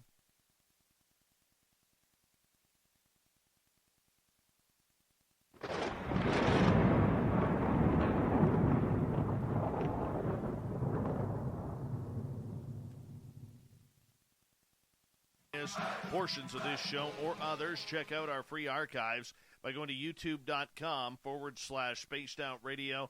Do old Davey the favor, hit that subscribe button. Our website, spacedoutradio.com. We have a plethora of features for you, including rocking out to Bumblefoot and reading up on Captain Shirk's SOR Newswire. Follow us on Twitter at Spaced Out Radio and on Instagram at Spaced Out Radio Show. We're going to get into the 180 days here. What does 180 days mean? Well, in the last previous federal budget in the United States, because UFOs and the UAP task force were created, they had a 180 days to disclose what we know about UFOs. And we got the panel tonight going on from Third Phase of Moon. We have Blake and Brent Cousins. We have Rich Giordano. We have Michael Roser. We have Doc Skinner. We have Paula Asteria. Yes, I got her name right. this time. Everyone, 180 days. Rich, let's start with you on this. Let's start with you on this, Rich, about the 180 days. I mean, this could be big, or it could be one giant flop. Well, I kind of talked about it a little bit earlier in a way with the 2 million documents that were dumped by the CIA the other day. Could that be all of it? And if it is, what's in there? Because there's a lot of stuff to go through. I'm not too sure we're going to see anything. I think it's just clickbait title. That's, very easily could be just to get people looking at the article saying, is this disclosure coming in 180 days? A lot of people, people that we know, Dolan and other people, I can't think of anybody right now, but people that we know are saying that this probably isn't disclosure. It's just a way to get this passed, I guess. Didn't the bill already pass, though, the COVID bill? It did. It did. All right. See, and I was saying I thought this was to get the bill passed. So I still don't understand what this is for, this 180 days. So what happens within 180 days? Well, we're supposed to see if we got aliens or not. But why? Why did they put a time limit on it? I don't understand. I still don't get it, and I read the articles twice. Nobody's saying. Isn't the FBI supposed to give any analysis of some of these anomalies that they've captured? But why? If they don't do it in 180 days, then what happens? If they can never disclose stuff again? That's what I want to know. So nobody's telling me, nobody can give me an answer, so I can't give you one, Dave. All I know is that there's 180 days. I guess the FBI, whatever, is supposed to disclose whatever they know in the government about UAPs. It has nothing to do with the public, really. It's all government stuff. I agree with you, Rich. I think this 180 days, what are we at now, 150 days? It's counting down. Yeah. I think what we're going to have in our documentary coming out is going to explain a lot more than what's going to be produced in 180 days. I'm kind of on the fence with you too, Rich. I'm thinking it's just going to be a big flop, in my opinion. Yeah, it will be, like always. They always make a promise, then as soon as you get to the door, they lock it on you. I'm very frustrated. I don't know what it means. Doc Skinner, let's get your take on this. 180 days, big flop, or is this something that we could see a smoking gun? Well, I have the same question. Why 180 days? Why not now? I mean, it's been so many decades. I mean, what's the difference between now and 180 days, except possibly a new administration? I mean, it's because they know our documentary's coming out before that. Well, that's going to be awesome. You're going to have to get and see that. But no, I'm kind of with the guys. I'm on the fence. We have been let down so many times in the past, and that's why I think it falls upon us to try to get out there because, we don't have the agendas. We don't have big corporate sponsorships or, big networks or anything like that. We're doing it on our own and finding out for ourselves because we haven't been able to trust those resources in the past because we now know that they lied to us about it all, about Project Blue Book and, all these things ever since they came out with the Tic Tac video, which, by the way, yes, Third Phase Moon, we have a lot better stuff over there. The guys have been, doing this for years, and they've got an amazing library of stuff that you can see some of the best stuff over on Amazon Prime, actually, with UFO Report.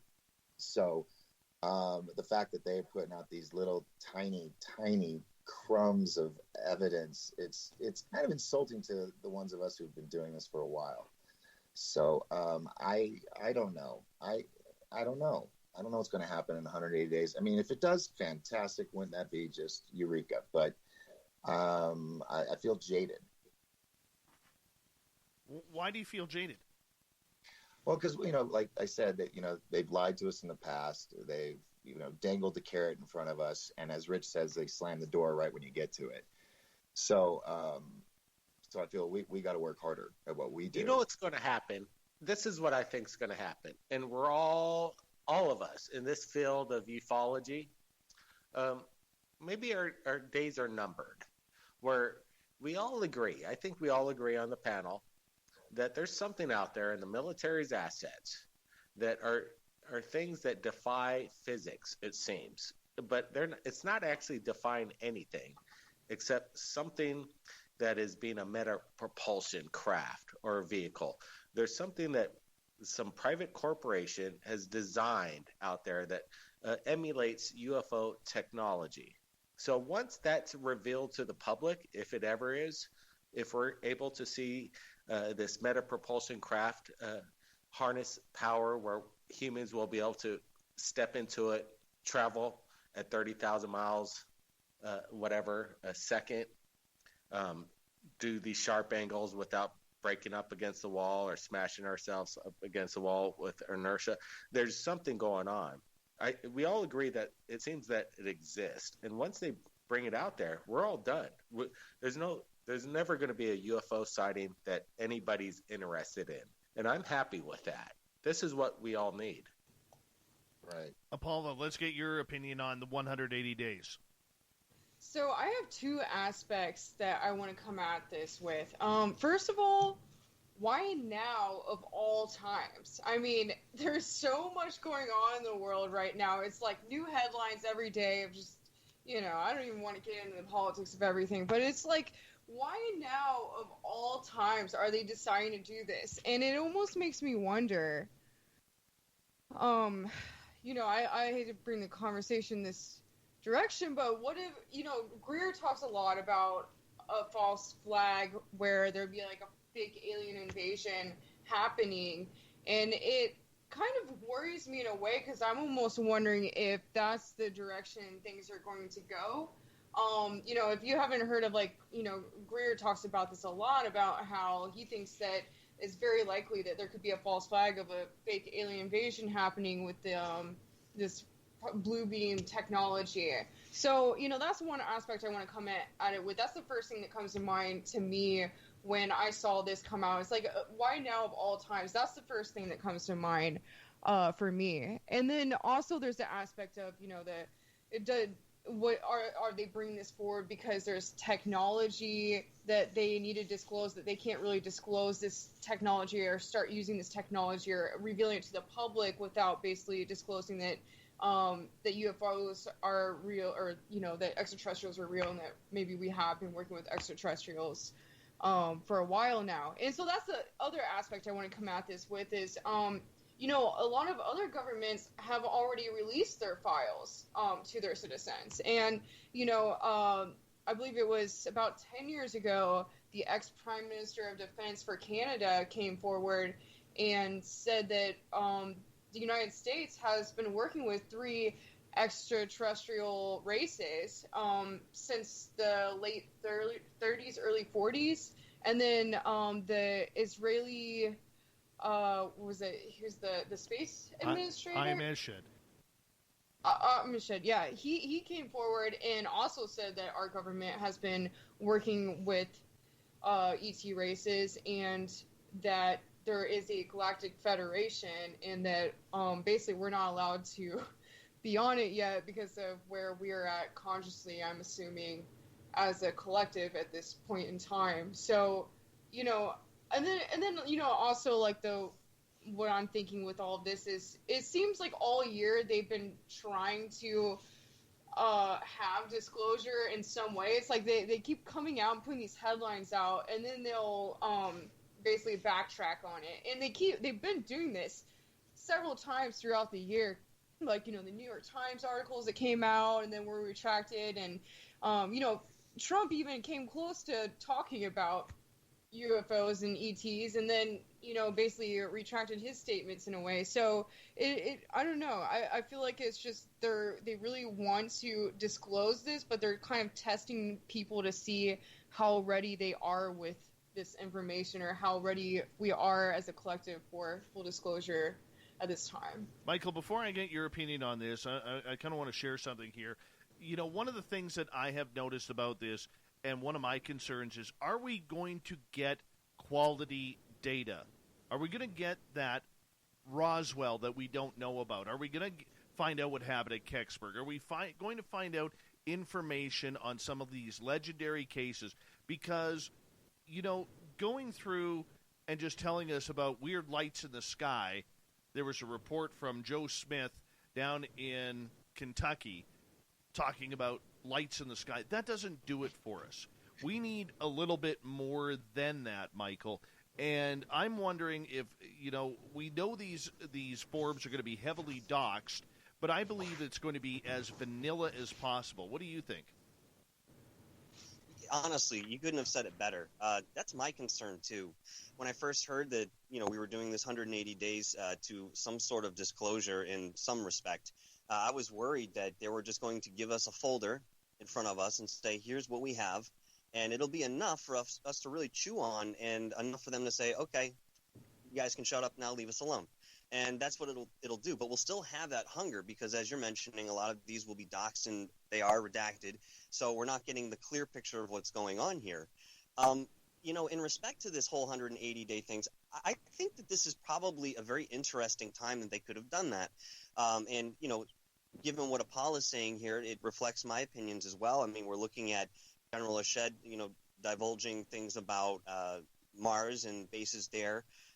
We had Tucker Carlson talking about off-world vehicles. We had, as she mentioned, Trump, again, about to spill the beans on Area 51, and he did not. What better time? If this wasn't just a softening of the public, little by little, as we've talked about, because we know they've done it in movies and so forth, maybe this is the next step where we're actually getting some physical things that we can hold in our hand. And, again, maybe there is a bigger plan here to, get us ready for a full disclosure of sort. I still don't think that a full disclosure the way that we would talk about it is going to come from our government.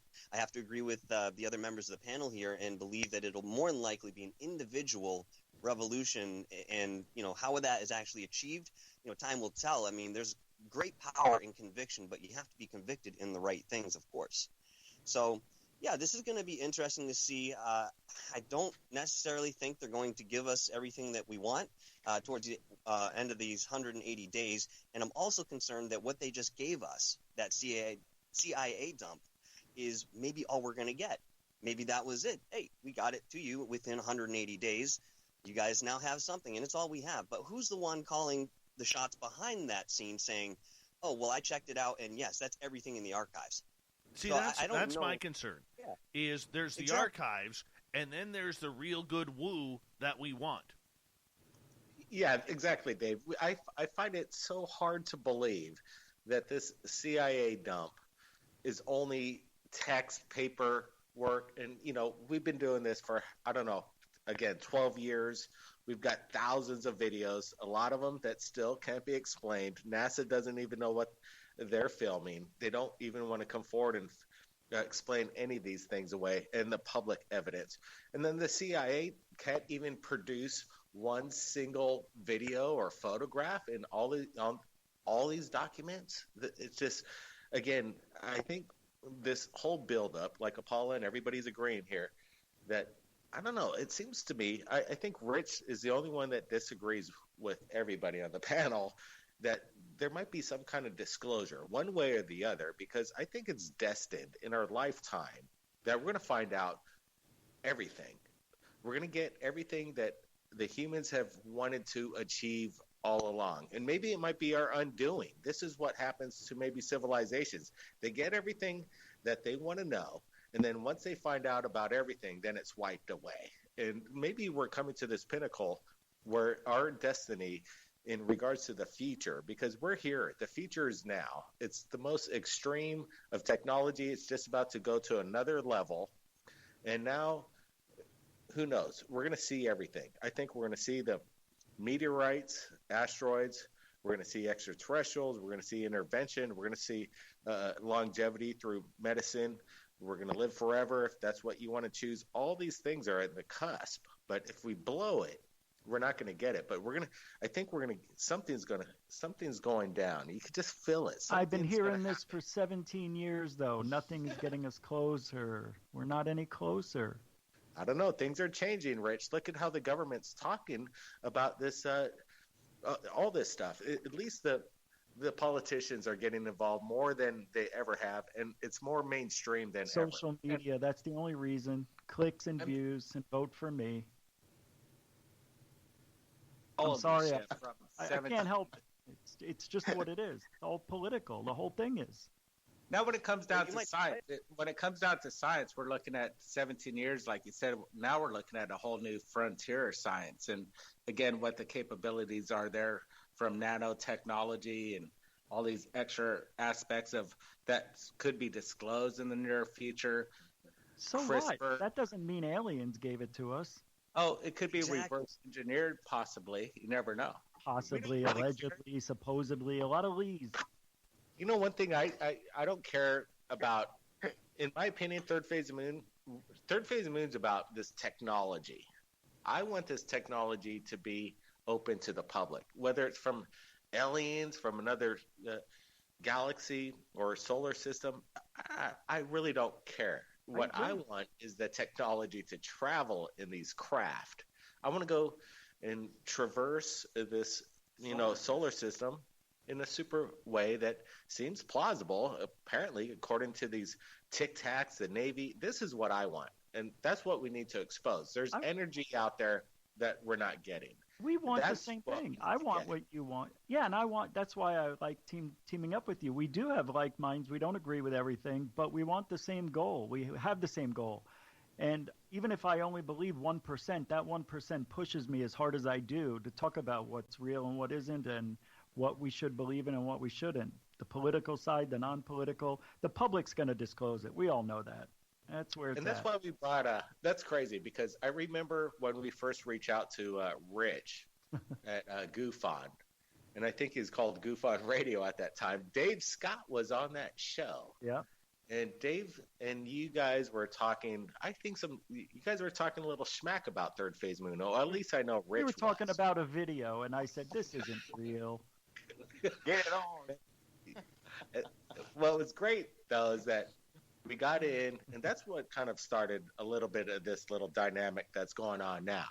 And, the social media is not all bad. The social media is there to actually have a connection. And I think Third Phase Moon utilized that perfectly with the public to get that information that the social media wants to share on a platform, and then bring everybody involved that's on the show tonight.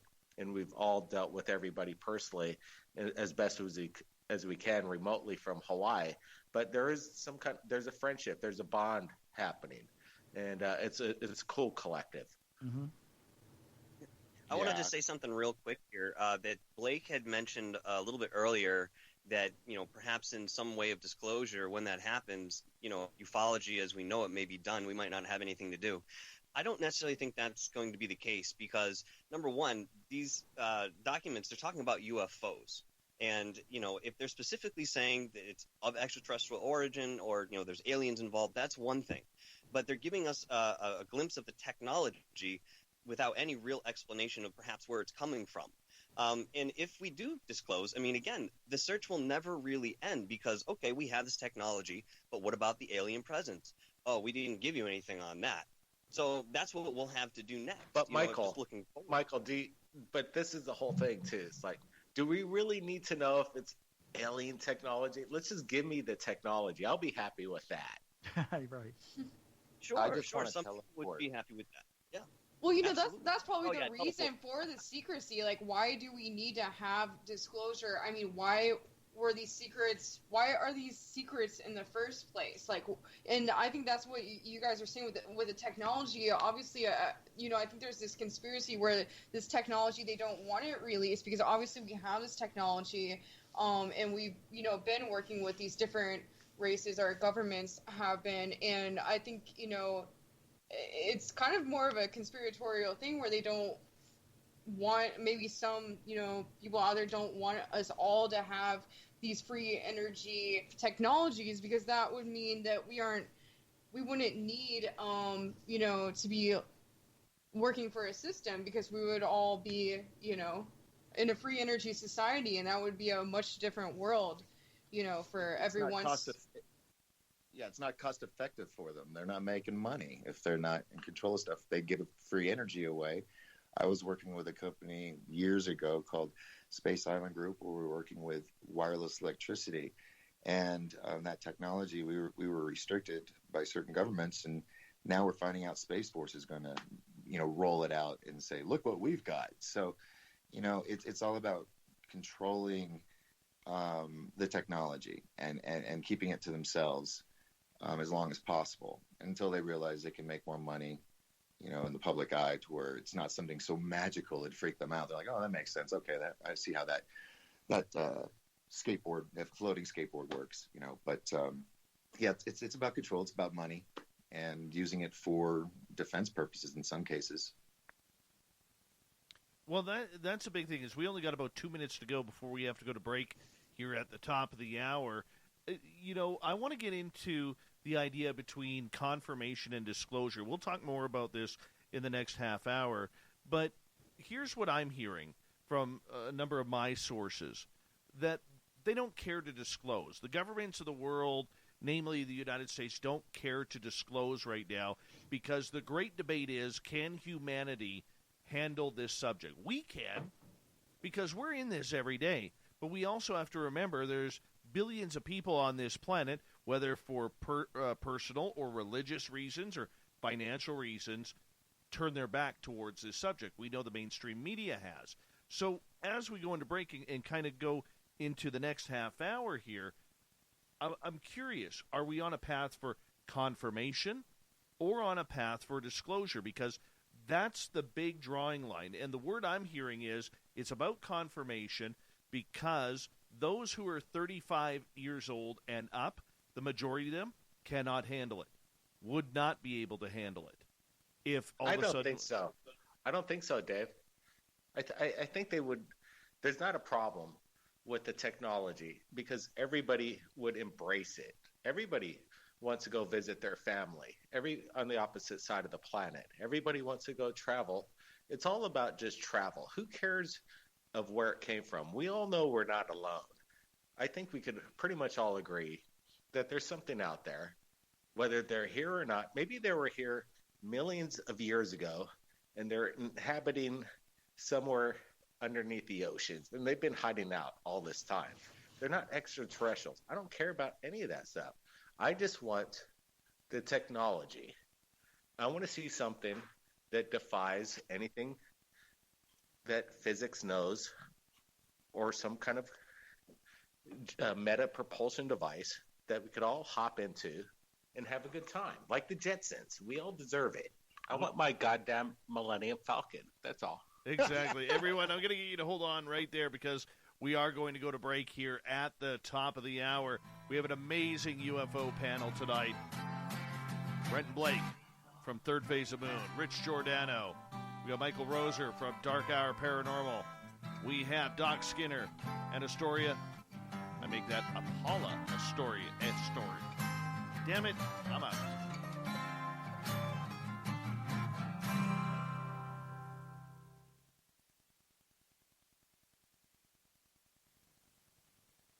Asteria. There it is. It's that simple. Asteria. Goddamn Asteria. It's okay. Everyone always does that for some reason. Everyone always says it like that. You're not the first one. Screw my life. Screw my life. Right there. Okay, you guys chat away. Remember, YouTube can hear you. Because I have a studio at home, I'm just going to run my dogs outside. I'll be right back. Outside? Jeez. Well, hey, guys, I got a report. Hey, while we're up, I got some emails from a lady that I'm going to tell everybody now. But we that are I got some. Okay, live, right? Here. Yeah, I know. Everybody's live. I'm not going to give any sensitive information, but I can tell you, I received some paperwork that looks to be like from the 50s or 60s. Like the paper's very brittle, delicate, like almost dust-worthy. But anyway, I got these photographs of the documents, and what I got was just kind of interesting. It's involving the what base, Brent? The military base? 29 Palms, the biggest military marine base. So these documents, what we're seeing here, may reveal, I don't know. The lady, when she sent me these photographs of the documents, is really blurry. And like, you know how everybody is, the public, they don't know how to shoot anything. So I had to tell this lady, we need these pictures of these documents better. She actually emailed it to me just moments before we went live.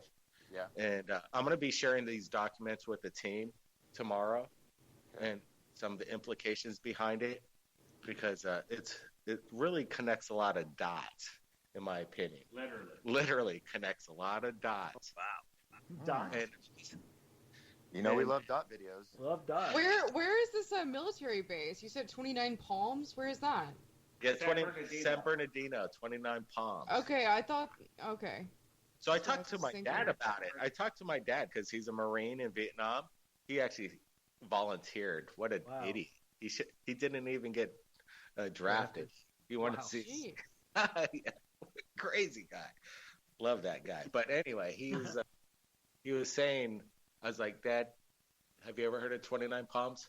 And he says he avoided it by coming up with this story that he wanted to get out of it. He didn't want to train there. Our dad was pretty smart. He actually gained some rank just by saying some things. But anyway, he was aware of the base.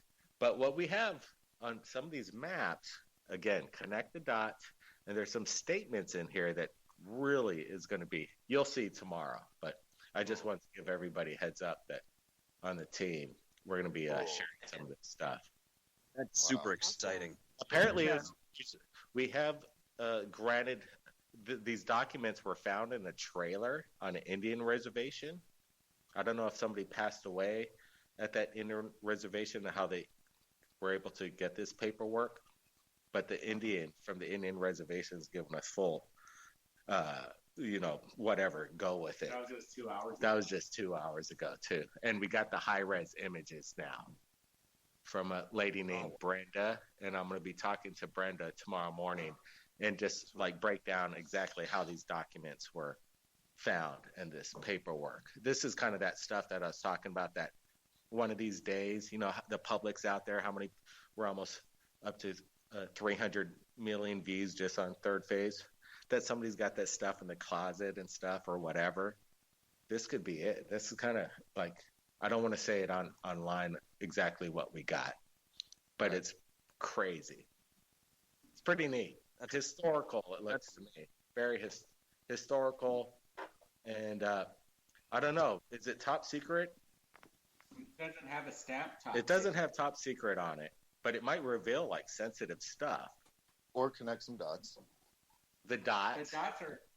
Yeah, But if you could confirm the dots. the dots look like it's on a map, and when the dots connect to this particular areas around the country, that's what's the most interesting part. And it looks like connections to things that we've talked about at Third Phase Moon, and not just us, everybody else. They know what's going to be seen if the dots match. It seems like the dots are matching.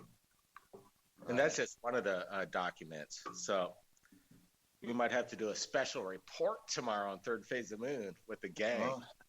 Oh well, so much. I think so. I'm down. Count me in. Yeah, Good no, there. believe me. I was gonna go skinny skiing, but oh well. I thought you were gonna say skinny dipping, Doc. Oh, It sounded like you were saying I was gonna go skinny dipping. I was like, Hey, whoa, don't okay. judge me. All right. Hey, and Blake, Either way, it's if exhilarating. anybody knew, Blake, if anybody could pull off a Hawaiian Dr. Evil, it was you just a little while ago. I don't care. I just want all the technology. I want it all. I want it all. Why it's From your volcano island. I just want the goddamn Millennium Falcon. Right. The Baltic Sea UFO. Yeah, there it is. Yeah, I that's will, like all these secret space program people always say that the flying saucers, that they're like pets because they like interconnect with your mind. So like if you think like go left, it'll like go left. I'm like, man, that would be so awesome if you just like you walked up to your ship, it just like jumped up and opened its door for you, and like you get in, and you're just like. Apollo, have you tried the Oculus Quest yet? Go ahead. I got a 13-year-old girl in my town here who claims to have flown a ship. Really? Yeah. Oh, No, geez.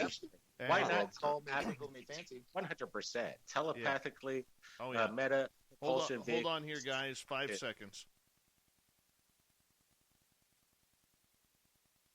Dave Scott, thank you so much for tuning us on in. We welcome back everyone listening in on our terrestrial affiliates around the continent and digitally on Revolution Radio, KPNL, and TalkStream Live. Remember, you can check out all of our archives for free by going to youtube.com/Spaced Out Radio.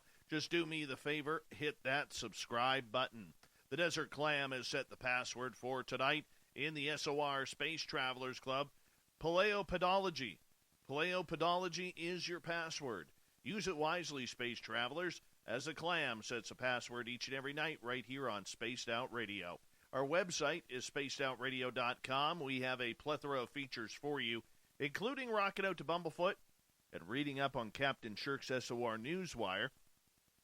Follow us on Twitter at Spaced Out Radio and on Instagram at Spaced Out Radio Show. For the final time tonight, we got a great panel going on talking UFOs all night long, and we're going to get into confirmation versus disclosure. From Third Phase of Moon, we have Blake and Brent Cousins. We have Rich Giordano from Goofod. We have Doc Skinner. We have Michael Rosen and Paula Asteria here on the show, and I got her last name right now.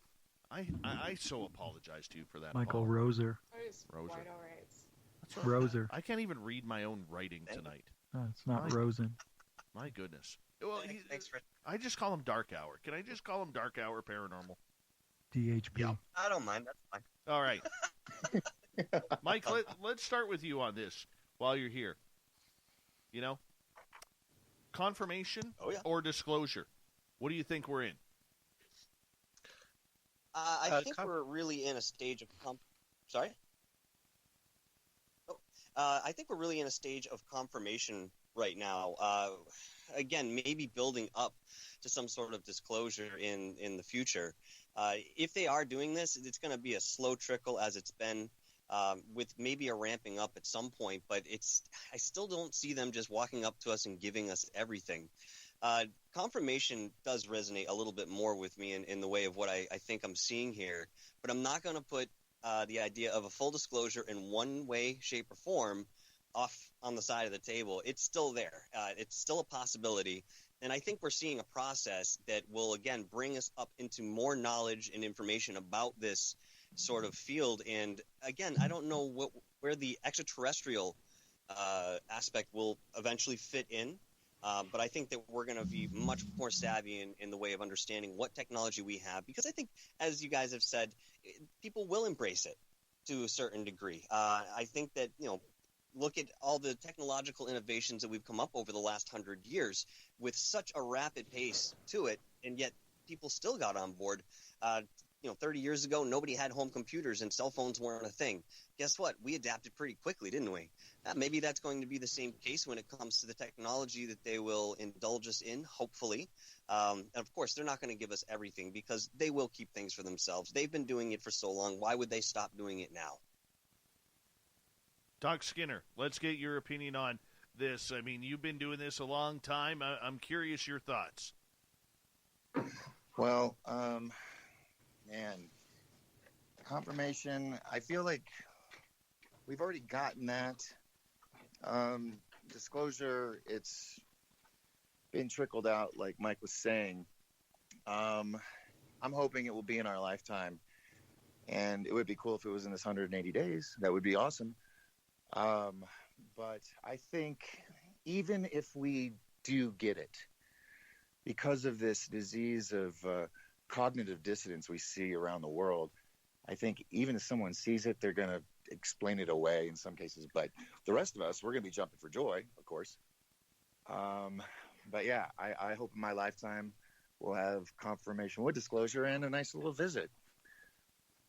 Have you ever had aliens before? Have I ever had aliens? Yeah, you got aliens like the rest of us here outside of Giordano? I mean, in my that. Yeah, I've got a 3-foot alien and a 6-foot alien animatronic that hang out in the back of my show all the time. So they're fun. But yeah, I've had my experiences like everybody on the team, which led us to things like always. Yeah, Doc Skinner saw the infamous TR-3B with his boy over there. Straight up. Guys from the morning radio show, one of them who was a complete skeptic everybody was full of it. There was no Bigfoot. There's no UFOs. There's nothing. And we were getting out of our car, or his car. I was in the back seat. There was three of us. We got out in this parking lot. I remember it was 7 o'clock on a Thursday night because they were with the radio station. We were doing a radio promo at this bar. And I was looking up for the red blood moon that night. Couldn't find the moon at all. But right across the street, and I'm up in Pine Top, Lakeside, Arizona. We're about 8,000 feet up. So it's not the Arizona people think of. And we have beautiful tall pine trees, which I looked up and I saw these 3 pulsing red lights. First thought, towers, okay? But I'm thinking, I work at this bar for a couple years now, and there's never been towers there before. And that was all within a split second. And then it was moving, but it was moving so slow that it looked like it was on water, on the top of the water, like a boat. And it was silent. And it literally, when it went over the red glow of the triangle, lit up the tops of the trees. And I told my friends, like, get out, check it out, check it out. He's like, those are towers. Oh my God, they're moving. I was like, I told you. So that was my first MUFON report that night. And the fact there was 3 of us that saw it. And then another tribal member was coming up from the south, from some tribal land. And I put a call on Facebook. Did anybody see anything in the sky at this time tonight? And she was like, you mean the red pulsing triangle? And I said, yes. And she said, yeah, we saw it being escorted by 2 jets. And so we pulled over to watch it. So I didn't see jets when we saw it. It was by itself and it was silent. But so what do you think? I knew immediately. Let me ask you this. Let me ask the panel. And I'll ask even Dave Scott. Do you think we're going to see, like, obviously you love sports. And sports is kind of, I don't know, whatever is going on. I don't watch much sports. I don't find it too exhilarating as it was back in the day. But do you expect, like, a Super Bowl event that we're going to see some kind of aircraft that we haven't seen before? They love parading the technology over Super Bowls. When's the TR-3B going to fly over it? That would be really awesome if they did that. Oh, I would say it would be awesome because it would probably. We're already almost there technologically, like, with the rollout of, what has been released. I feel like it's honestly like any day now, really. Well, I'm thinking it's probably because of the whole Space Force that so many people have seen it. It's going to be a way to explain it away, saying, well, that's just, Space Force. It's one of our new spy planes. And they may have one that might have certain regular kind of engines on it to show to the world, but they probably won't show the one with toroidal energy that allows it to levitate. So then we're not seeing it.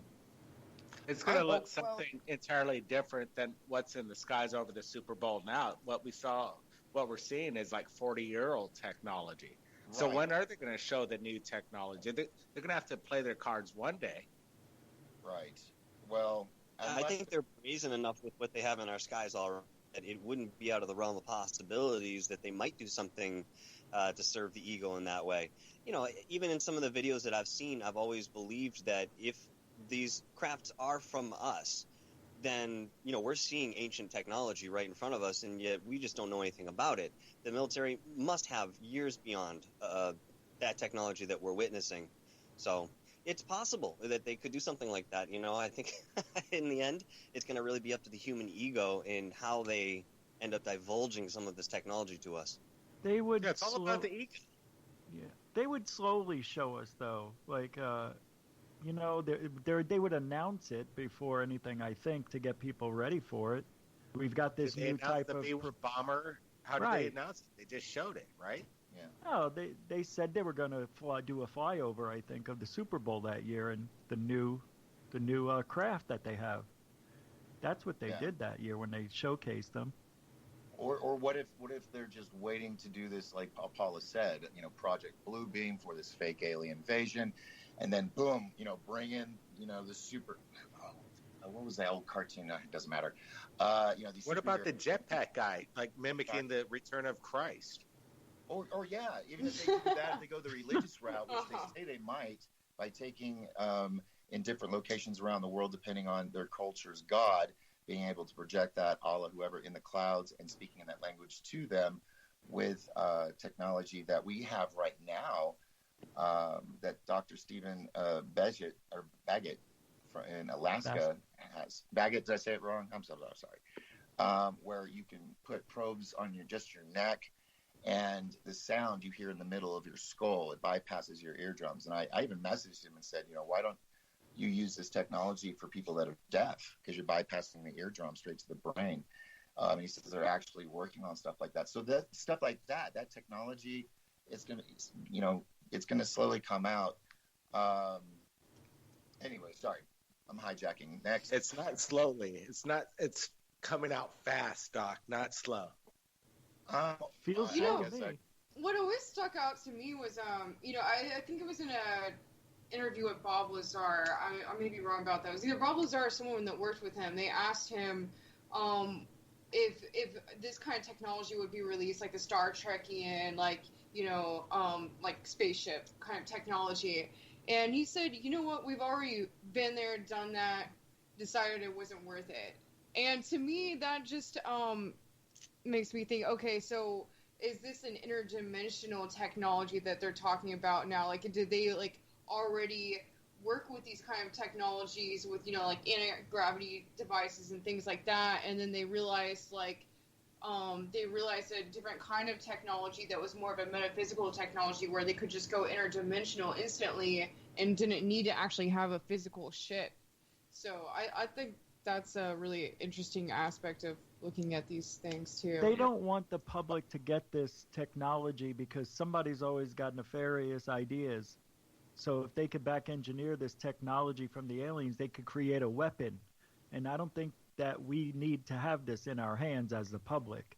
So if they go public with it and make these devices that are alien technology, we wouldn't understand it, and somebody could kill themselves trying to back engineer it. I think it's dangerous. There'd probably be fail-safe capabilities rendered into this technology because it needs to. Yeah, you could get a beer can, and then you could use it to whip across the country and nail anybody in the head with it going 30,000 miles an hour. I was thinking more of the bank robber thing, just teleport into the bank. Like in that movie. There'd be algorithms allocated in the Matrix to see if any of these craft were moving at such a high rate, and it'd just be disabled. They'd have to have that kind of. If the technology is that good, they have the technology to shut it down. Just like the technology with the deep fakes and the deep fake voices, they're also creating the technology to understand exactly to ascertain if it's fake or not. So these people behind the deep fake technology and the deep fake voices, they're putting in the security systems to make sure that it's not abused. And it's a smart way. They have to do it. It's a backup system. We even bring it up in the documentary, Countdown to Disclosure. We have Elon Musk giving a little short interview from Michio Kaku, amongst others. It's pretty cool. Dr. J actually got us that little piece for the documentary. It was awesome. And we go down the road of AI and the technology behind it and what's going to happen with it. That's a big question. We're going to see it in our lifetime. Are we going to see aspects where it's going to control our lives? Are we going to be suspended as their own personal compartment? And the quantum computers that are being utilized, like China's totally investing in quantum computing, and they're going to surpass America's technology in quantum computing. And where does that all go? That's all being discussed in our documentary, but it is interesting on how it seems that America is falling behind on the quantum computing technology. We're losing it on this. I mean, China's even, created their own sun. I don't know how they contain it, but yeah, they're doing some wild stuff. And the moon. Right. Yeah, they're putting up fake moons as a way of streetlights, to replace the streetlights. And when you talk about the red planet, I do believe they probably do think they're destined for Mars as the control. Mm-hmm. There's a space race right now, and it's happening in our lifetime. I like that. Competition is good. Especially with all the mining, with the comet or the meteorite mining that they're planning, or some say are already doing. It's because those I meteorites think they're need already freedom. doing it. I think it was Brooks Agnew. Yep. He's been saying on his show that they can mine something off the moon that would power free energy devices. Right. He's got a book coming out. Yeah. What was it that he said that we can mine off the moon? I think he was saying that Elon Musk. That's what he's trying to get there to do. Yeah. Do you remember what it is that he was talking about mining? Yeah, he's talking about going and getting little, meteorites or little small planets, little moons, and going there, grabbing the supplies, and coming back. Kind of like what they did with that spacecraft recently, where they went and it bounced on that small little potato. It's not an asteroid. It's a meteor. Is it a meteor or is it a little planet or moon? It's an asteroid. An asteroid. Thank you. God, I feel stupid. But yeah, it lands on there, and when it lands, it bounces, and it digs a hole real quick, grabs a scoop, and then bounces off and takes off. And that just happened. What was that about? Rich, was that about a month ago or 2 months ago? Oh, you're talking about the one a month ago. Yeah, we had another landing a year and a half ago on the potato one. I remember the potato. I just misplaced, but yes, there was one a month ago, and it had some talk about it on the internet. But yeah, are they bringing anything back? Did they bring anything back from yes. it? Yeah. It dug a hole and scooped all in one motion and grabbed a sample, which it's bringing back. Man, that's where the money's at. Those people that are doing that, they're going to make some money. Right, because all they need is one asteroid that has, a certain mineral that maybe we don't have, but we know will make computers even faster or something to that effect. And big corporations, I think They already found it, Doc. Did you hear about those nodes on the bottom of the Pacific Ocean? No. Please tell me more. Yeah, this is crazy. Apparently, it's a dream come true for computer manufacturers because they're kind of running out of the material that make these batteries charge our computers and our cell phones. Like, we're running out of this material, and it's really expensive. But they found these nodes, and these nodes are at the depth of maybe 5 miles under the Pacific Ocean. So they're developing these submarines ready to harvest these nodes, and they resemble like maybe the size of clams or the size of your hand, and they're just perfectly dispersed along the surface of the water, about the surface of the bottom of the ocean, about 4 or 5 miles, and they're creating these submarines that go down there and pick them up and then put them in a bag and bring them up. And they say it's a miracle for the battery power for everything. But unfortunately, again, all these corporations and all these countries are laying claim, like the gold miners back in the day, claiming gold. Well, now they're claiming these sections of the Pacific Ocean. And tell you what, America has not taken any of they're really falling behind. And these nodes, the real estate of the seabed, 4 miles, is going to be an extreme gold mine. You got to look it up. It's crazy. Can our submarines even go down that far? Like our modern, like the submarines that we are using right now, can they even go down that deep? I know the pressure at that. That's basically the biggest gold mine rush of the next century. What's going to happen there? It's probably like $20 to $100 trillion laying down at the bottom of the ocean, ready to pick up. But it creates that high technology of robots to go down there. Right.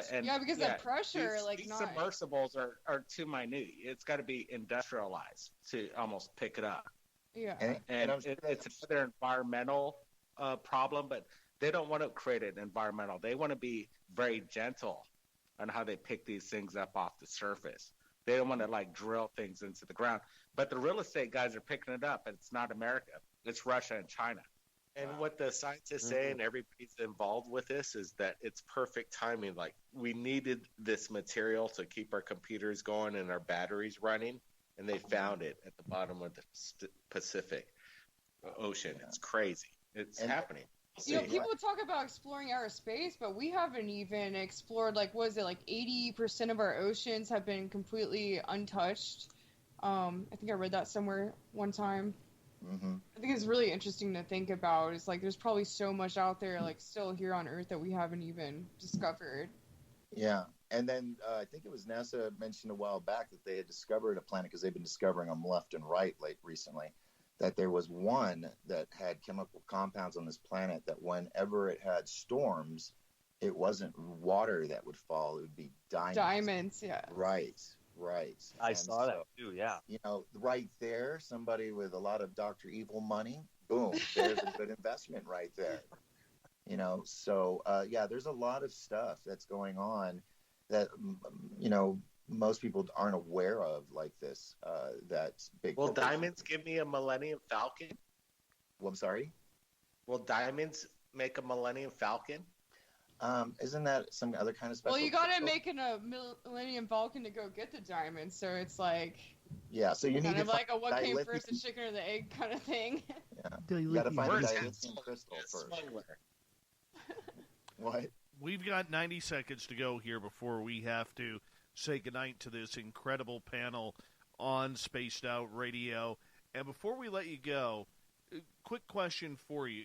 In the next 180 days, with what we see in ufology, are we going to see more videos, more evidence leak out, not only from a government point, but a personal standpoint as well? Or is it going to stay status quo? Let's start with you, Blake.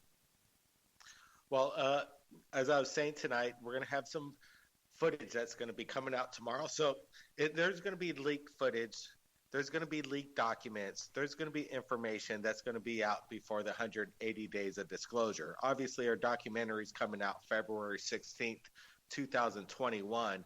And again, we were the ones that named our documentary Countdown to Disclosure. And then the major media picked up on it and called it the 180-day countdown to UFO disclosure. Is that a coincidence? No. They are following. They know exactly what's going on. The public is aware that there's something in our skies. There's technology that's not being revealed, and Third Phase Moon is sharing it because the public's sharing their information to us. And we got some incredible documents coming out of 29 Palms military base, the Marine base tomorrow. Documents that have not been seen until you'll see it tomorrow. But yeah, stay tuned. Third Phase of Moon's always breaking the new news, and I appreciate all the panel that's joined us, the friendships that's been made over the past year through all this. Apollo Asteria and Apollo's Odysseys. Appreciate the correspondence and all the work she's done. Thanks, guys. Dave, Gotta go. Gotta go. Commercial break. The news is next on Spaced Out Radio.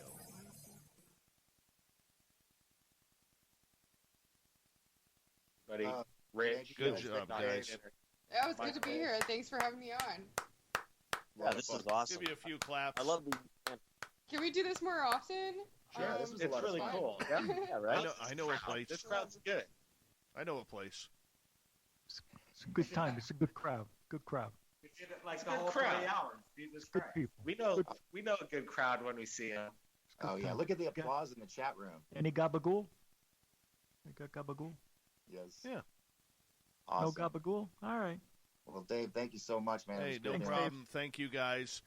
Great show Thanks, tonight, Dave. Good to and be I apologize on the butchering of last names. And Rich, could you give us an agoosh before you leave?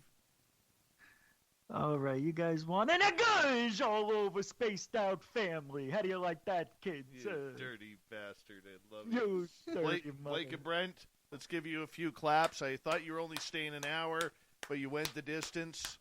We'll give you a few Yes, claps sir. as Yeah, well. really. I'm clapping did with it. my feet. I don't know what that means. No, it was a good show. Great Michael, show.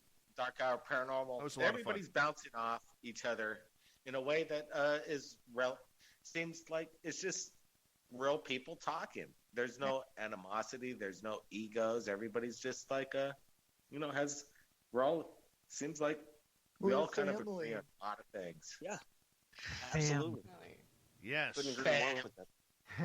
And I'm going to say quickly before I let all of you guys go, because I got to get ready for the news here.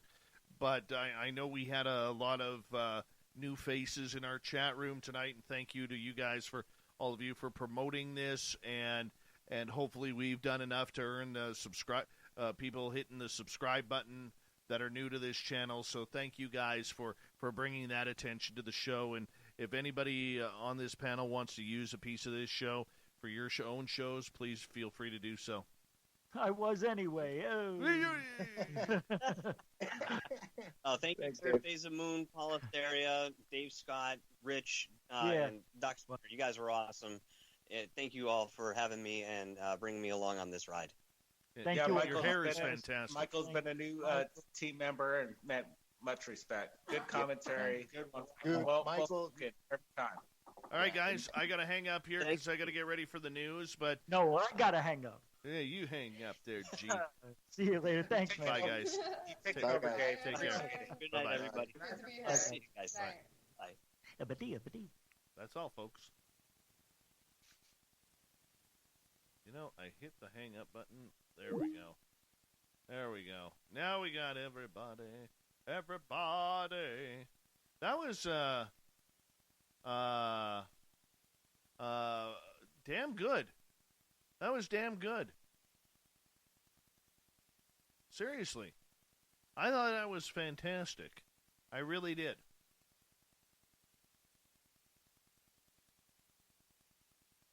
Yeah, we rocked a good show tonight. Thank you to everyone. Seriously. That was good stuff. Even Gil liked it. And Gil doesn't like anything. Hey, Mikey, he likes it.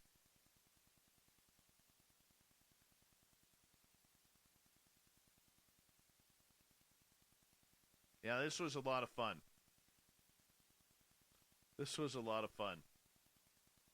And thank you once again to the Cousins brothers for organizing this. And, yeah, I needed a show like this. I've had a hell of a day. And, to come in and rock a show like this was a lot of fun. And I hope you all enjoyed it too. We've got just over a minute here before we're going to go to the news. Excuse me.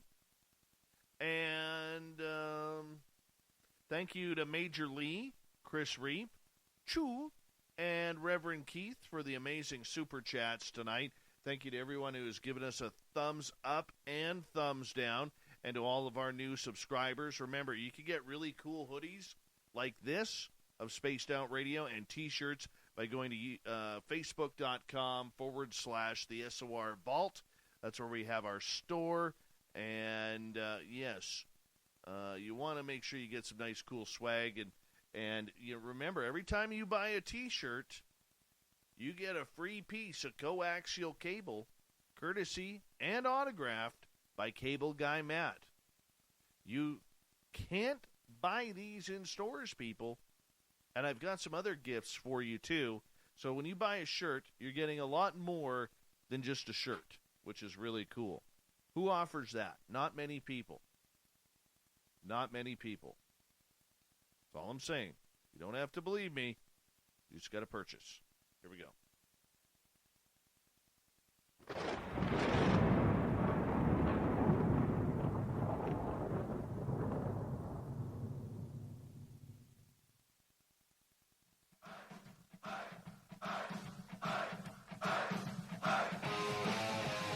Rounded third. We're heading for home tonight on Spaced Out Radio. My name is Dave Scott, sitting in SOR headquarters in the frozen Canadian tundra. I want to say thank you to everyone tuning us on in tonight and remind all of you that if you've missed most of this show or others, you can check out our free archives by going to youtube.com/Spaced Out Radio. Just do me the favor. Hit that subscribe button, our website, spacedoutradio.com, where we have a plethora of features for you, including rocking out to Bumblefoot and reading up on Captain Shirk's SOR Newswire. Follow us on Twitter @SpacedOutRadio and on Instagram @SpacedOutRadioShow. And you know what? It's that time of the night once again as we get to the news. Here it is. Here we go. We've done our stretching. We're warmed up. Shirky Poo's got us ready.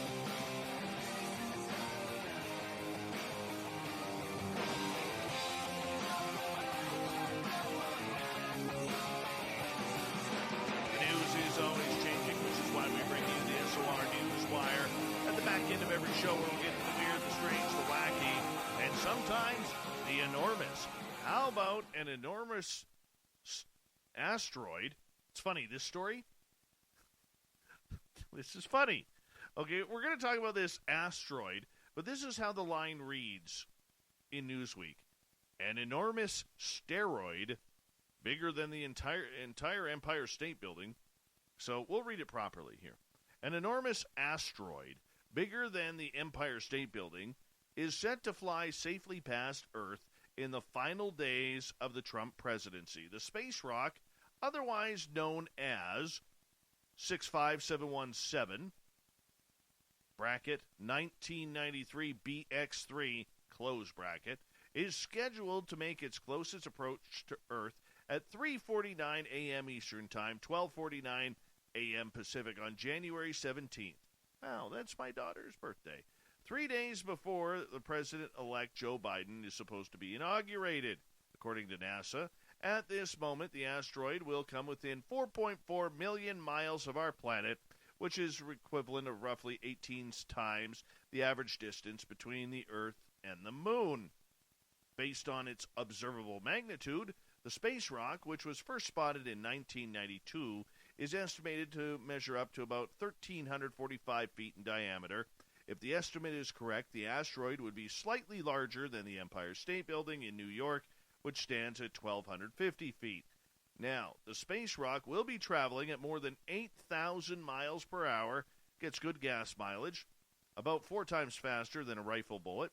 The 1993 BX3 is classified as a near-Earth object, or NEO. The term refers to asteroids and comets in orbit around the sun that can pass within 30 million miles of Earth's own orbit. There are currently 25,000 known NEOs, none of which have significant risks striking Earth in the next century or so, according to NASA. Well, that's good to know. That's good to know. Good Canadian kid, using the old noodle up there, especially in the frozen tundra. An Ottawa man is turning heads on frozen stretches of the Ottawa River with a homemade device he jokingly refers to as his jetpack. In reality, Bryden Gibson's gas-powered, propeller-driven invention is more Rona than NASA. He says, I got my hands on some weed whacker motors, and I figured strapping one on my back and making skating a little bit lazier would be a good idea, says the 24-year-old. I was actually getting scared at one point because I was going a little too fast. What did you do? He bolted a 38-centimeter propeller to a wooden frame, fashioned the throttle out of a brake handle, and cable salvaged from a 10-speed bike. Then he padded straps cut from a dollar store backpack. He laced up his skates, and suddenly Gibson was zipping along at speeds reaching up to 40 kilometers an hour. Yes, I was actually getting a little scared at one point, because it was fast, he said. There are no brakes, but there is a kill switch to cut the power when something goes wrong. I was actually a little finicky. This isn't the first iteration of Gibson's invention. As a teen, he built an electric propulsion device in his parents' basement, though it never got to the testing. Ever since I was a kid, I've been taking things apart I found on the other side of the road and making a mess of my parents' basement, spreading electronics everywhere. Gibson has built remote-controlled airplanes and boats, and once even attempted a homemade hovercraft. It's kind of gotten me into some rough scenarios. I almost lost a finger in the past, but I've never had anything serious happen yet. Well, good for him, because, the way the NHL's going, probably going to need this. Now, here's an interesting one. The United States Air Force is testing bombs that it could drop, and they'll have voices on them. What this is for, I don't really know. But the U.S. Air Force took a tiny but important step towards a future where weapons will be able to work together to take advantage of the latest intelligence on the battlefield. The recent test of 2 collaborative small-diameter bombs is a validation of the Golden Horde concept, which uses the sensors of weapons streaking towards their targets to evaluate the battlefield and turn their attention to bigger and more important targets on the ground. Modern warfare has come a long way since the days of World War II's massive bombing raids over occupied Europe. A single F-35 strike can now do much more damage by placing guided bombs precisely on target than dozens of B-17 flying fortresses as they did in World War II. One problem that's persisted is the interval between when targets are selected by mission planners and the bombs actually striking their targets. Improved communications and intelligence gathering have shrunk the interval considerably, as has a pilot's ability to change targets. Still, once a pilot releases a bomb, there isn't usually an option for swapping targets based on weapon sharp-eyed sensors, which are collecting data right up until the moment the weapon smashes into the target. So what do? They now have the ability to have these weapons talk because, you know what? We just need to spend more on weapons. Let's get to something a little bit more wholesome. An Iowa family is ushering in the winter in a massive way. Why? Well, the Peters family decided to scrape up all the snow in their yard, and they built a 15-foot tall snowman. Yes, this thing's almost taller than the house. Karen Peters told the media that the idea for the snowy statue initially came from her son, who later enlisted the help of friends. Together, the group worked piece by piece, relying on an 8-foot ladder until they had a 15-foot tall snowman standing in front of them, complete with a pair of eyes, mouth, carrot nose, red scarf, and buttons. If my son sets his mind to do something, any of the kids, they achieve it, Peters said. There wasn't a doubt in my mind that he wouldn't finish it. Of course, the building process didn't come without any challenges. We had to work with the weather, Peters explained. Some days it was too cold. Sometimes the snow wouldn't stick. They got out there on any day the weather would cooperate, and they just kept adding to it. As it turns out, this wasn't the first massive snowman the Peters son has built. Last year, the Iowa State University student sculpted an 11-foot snowman in Ames, where the college is located. That's just way too cold. Weird one in New York City. Did you see this? Where the fire department tweeted an image of an articulated bus dangling from an overpass in the Bronx district. The rear section was still on the overpass, while the nose of the front section was on the access road below. The bus driver was among those injured, officials said, and is reported to be in serious condition. Cause of the accident isn't clear, but the bus fell approximately 50 feet onto the access road. The patient suffered injuries consistent with a fall from such a great height. New York City Councilor Mark Levine tweeted the emergency services had closed off the entire area after this horrible accident. I mean, this is straight out of the movie, what's that Keanu Reeves, Sandra Bullock movie, where the bus can't go more than under 55 miles an hour. This is what it looks like. One of these weird types of things. The good news is there is nobody dead. A desert gecko from Namibia has brilliant glow-in-the-dark markings that shine neon green by the light of the moon. The mechanism that produces the glow has never been seen before in land animals with backbones. So web-footed geckos have translucent skin with large yellowish markings, stripes on their sides, and rings around their eyes. But those markings light up brightly when they absorb the moon's bluer light. Fluorescence is what they're thinking it is when the light is absorbed and emitted at a longer wavelength, have been found in other reptiles and amphibians as well, produced by their bones or by chemical secretions in their skin. However, web-footed geckos generate their light using skin pigment cells that are filled with guanine crystals. These cells, called iridophores, have recently or previously been linked to color display in geckos and lizards, but this is the first evidence that they also enable geckos to glow in the dark.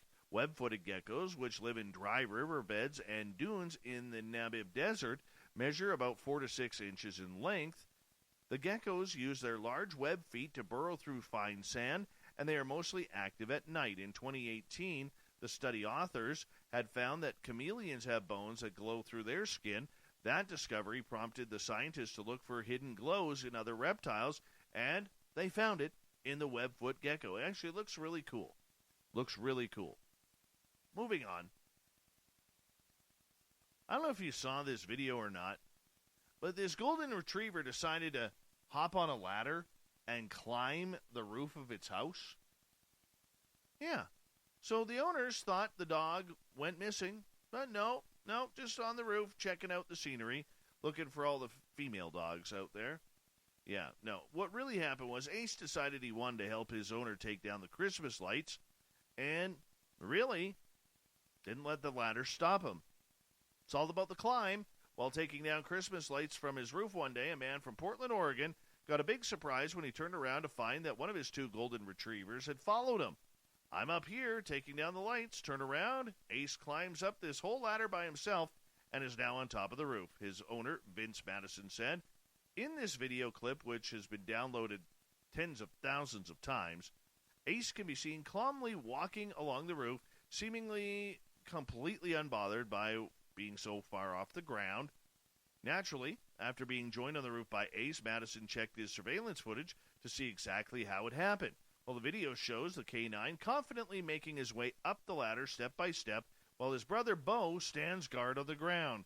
Despite his ease with navigating the climb, the adventure marked Ace's first time going up a ladder. However, while the dog was able to make the trip up without any incidents, he did need some assistance heading back down to the ground and had to be carried off the ladder. For all that are asking, yes, the dog was safe. The dog was not injured, and they're hoping to keep the ladder away from the dog so he doesn't decide to put it up and crawl over the fence.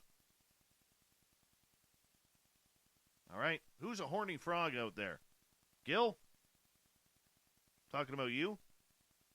A species of Ecuadorian glass frog combines high-frequency croaking and a striking visual display to attract mates in what is a fascinating adaptation to a very noisy environment. See, these frogs typically use their iconic croaks to get noticed, but the vocalizations can't compete with loud sounds that exist in the environment. So how did the frogs adapt? Well, they get up on 2 legs and start waving their other front legs to look for mates, saying like, hey, I'm here. Let's do this thing. Let's procreate. Let's do the frog hop, if you know what I mean. Yes. So apparently new research published in Behavior Documents, the first known instance of this 2-pronged strategy in the glass frog family, happening in Ecuador and Colombia. Strategy has also been seen from frogs living in India, Borneo, and Brazil. A handful of other frogs around the world use visual signaling, additionally to high-pitched calls to communicate in really low, loud environments, said Rebecca Bruner, a PhD student at UC Berkeley and the author of the study. What's interesting is that the species are not closely related to each other, which means that these behaviors either evolved independently, but in response to similar environments. Maybe it's just they were watching humans. Maybe they have cable, and they have Frog Hub. Frog Hub, people. Frog Hub, not Toad Hub. That's disgusting. Frog Hub. Glass frogs tend to be lime green, but their skin surrounded by their abdomens is practically transparent, making their internal organs visible. Members of these types of frogs prefer to hang out on rocks, boulders, inside the spray zone of waterfalls. This may not seem a very pleasant place to live, but these wet, slippery rocks offer good protection from predators. Yeah, because you don't want to be eaten while you're looking for a mate. Scientists don't know about how the frogs are prompting this action or why it's happening. They haven't been able to figure that out. But nonetheless, these little froggies are getting lucky, and lucky often. And finally tonight, a dog stolen in Denver, Colorado on New Year's Day inside an unlocked car was returned to its owner after being missing for 2 weeks. Donna Lopez said she told police that she left her black SUV in the parking lot of a convenience store with her Australian cattle dog Spitfire inside. And turns around, came back, car was gone. Police said a 41-year-old driver, allegedly drunk, crashed the car a few blocks away, but Spitfire was nowhere to be found. As Denver temperatures plunged to well below, almost to zero, Lopez returned daily to find a field near the scene to see if the dog was there, but no Spitfire. Animal Control, though, found the dog by construction workers. They went there and cornered her. They called me up and brought her to me. And now I have my doggy back. Isn't that nice? Not anymore. I would wait so I could financially benefit from it and thus initiate more research. John said, yep, in a heartbeat. Haunted history. Would want to share the excitement and mystery of it all. It's what we all hope to find. None of it wouldn't be any fun unless we could all discuss it and marvel at the footage. Canadian Joe, in today's social climate, why would you? Even if it was 100% clear as day evidence, it would be met with skepticism, ridicule, etc. It's a no-win situation. Zach, I'd release it because people only live once and they deserve to know in their lifetimes. Citizen, I'd use it for a music video most likely. James, I would release it because maybe it would inspire a change of view in just one person. Twin Rose, I would release it for disclosure. Can you imagine how much it would be worth? #money. Chip, I would release it to the public because they have a right to know, and I know it to be true and would stand behind it. Jeff, I'd first use it to try and extort the governments around the world and aerospace companies into giving me a private tour of every nook and cranny of Area 51 and all the USAPs everywhere. If that doesn't work, yeah, I'll be all over TV with that sucker. Chaos, well, I'd show it to a couple of my close friends, then go from there, but you need to remember they'll clear your computer and delete everything very, very quickly, so please share. Moving on. Let's go over here. Tim, yes, to settle others with doubts like me, no monetary incentive involved. Davey, yes, faster than you could say Zeta Reticulan Advanced Scouting Party in an anti-gravitic transmedium interstellar spacecraft. Brian, I would eventually release it, but in a controlled environment. Rose, release it, release it, release it. We all need to know. Kevin, no one would believe it. Everybody would call it fake. Well, let's continue on here. Kevin, another Kevin. Dave, I'd rather enjoy a frothy beatdown from time to time, the verbal abuse, children spitting, disdain from peers in the field, an old-fashioned public mockery session at the filling station while I'm topping off the tank. Well, it's just the thing to get the ticker hopping and those creative juices flowing for the next investigation. Gary, no, Dave, not the public. I would give it to you. What am I supposed to do with it? I just look at it and say, cool. Cool, just like that. Joseph, to have it debunked? That is why Stephen Greer has so much more he doesn't publish and he shares with his people only. I've seen them. Gail, I don't believe I would release it to the public in any uncontrolled way. If I had such a piece of evidence, I would ask for assistance in releasing it from a couple of people with whom I would trust my life. Kevin, I want the truth. If I had evidence, I would let the entire world see anonymously. Barry, in today's world, any video can be faked by really clever people, so the video would be attacked and labeled a fraud unless you could prove otherwise. However, if you had a real retrieved UFO, or even its propulsion system, or a deceased cryptid, that might speak much more clearly than a video ever could. Mike, oh, Dave, that's a hard choice, bro.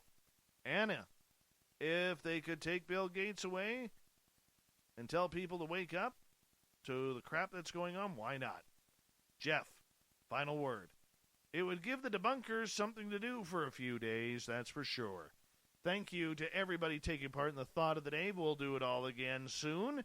Thank you to Captain Shirk for the news, and Brent and Blake Cousins from Third Phase of Moon, Rich Giordano, Doc Skinner, Quincy Roser, and Apollo Asteria for coming on Spaced Out Radio talking UFOs all night long. We had a great time. I hope you enjoyed it as well, because I absolutely love this topic. Imagine the greatest collection of real-life entertainment on the planet, all in one place. Go ahead. Dare to stream with Discovery Plus. Stream now. Stream what you love.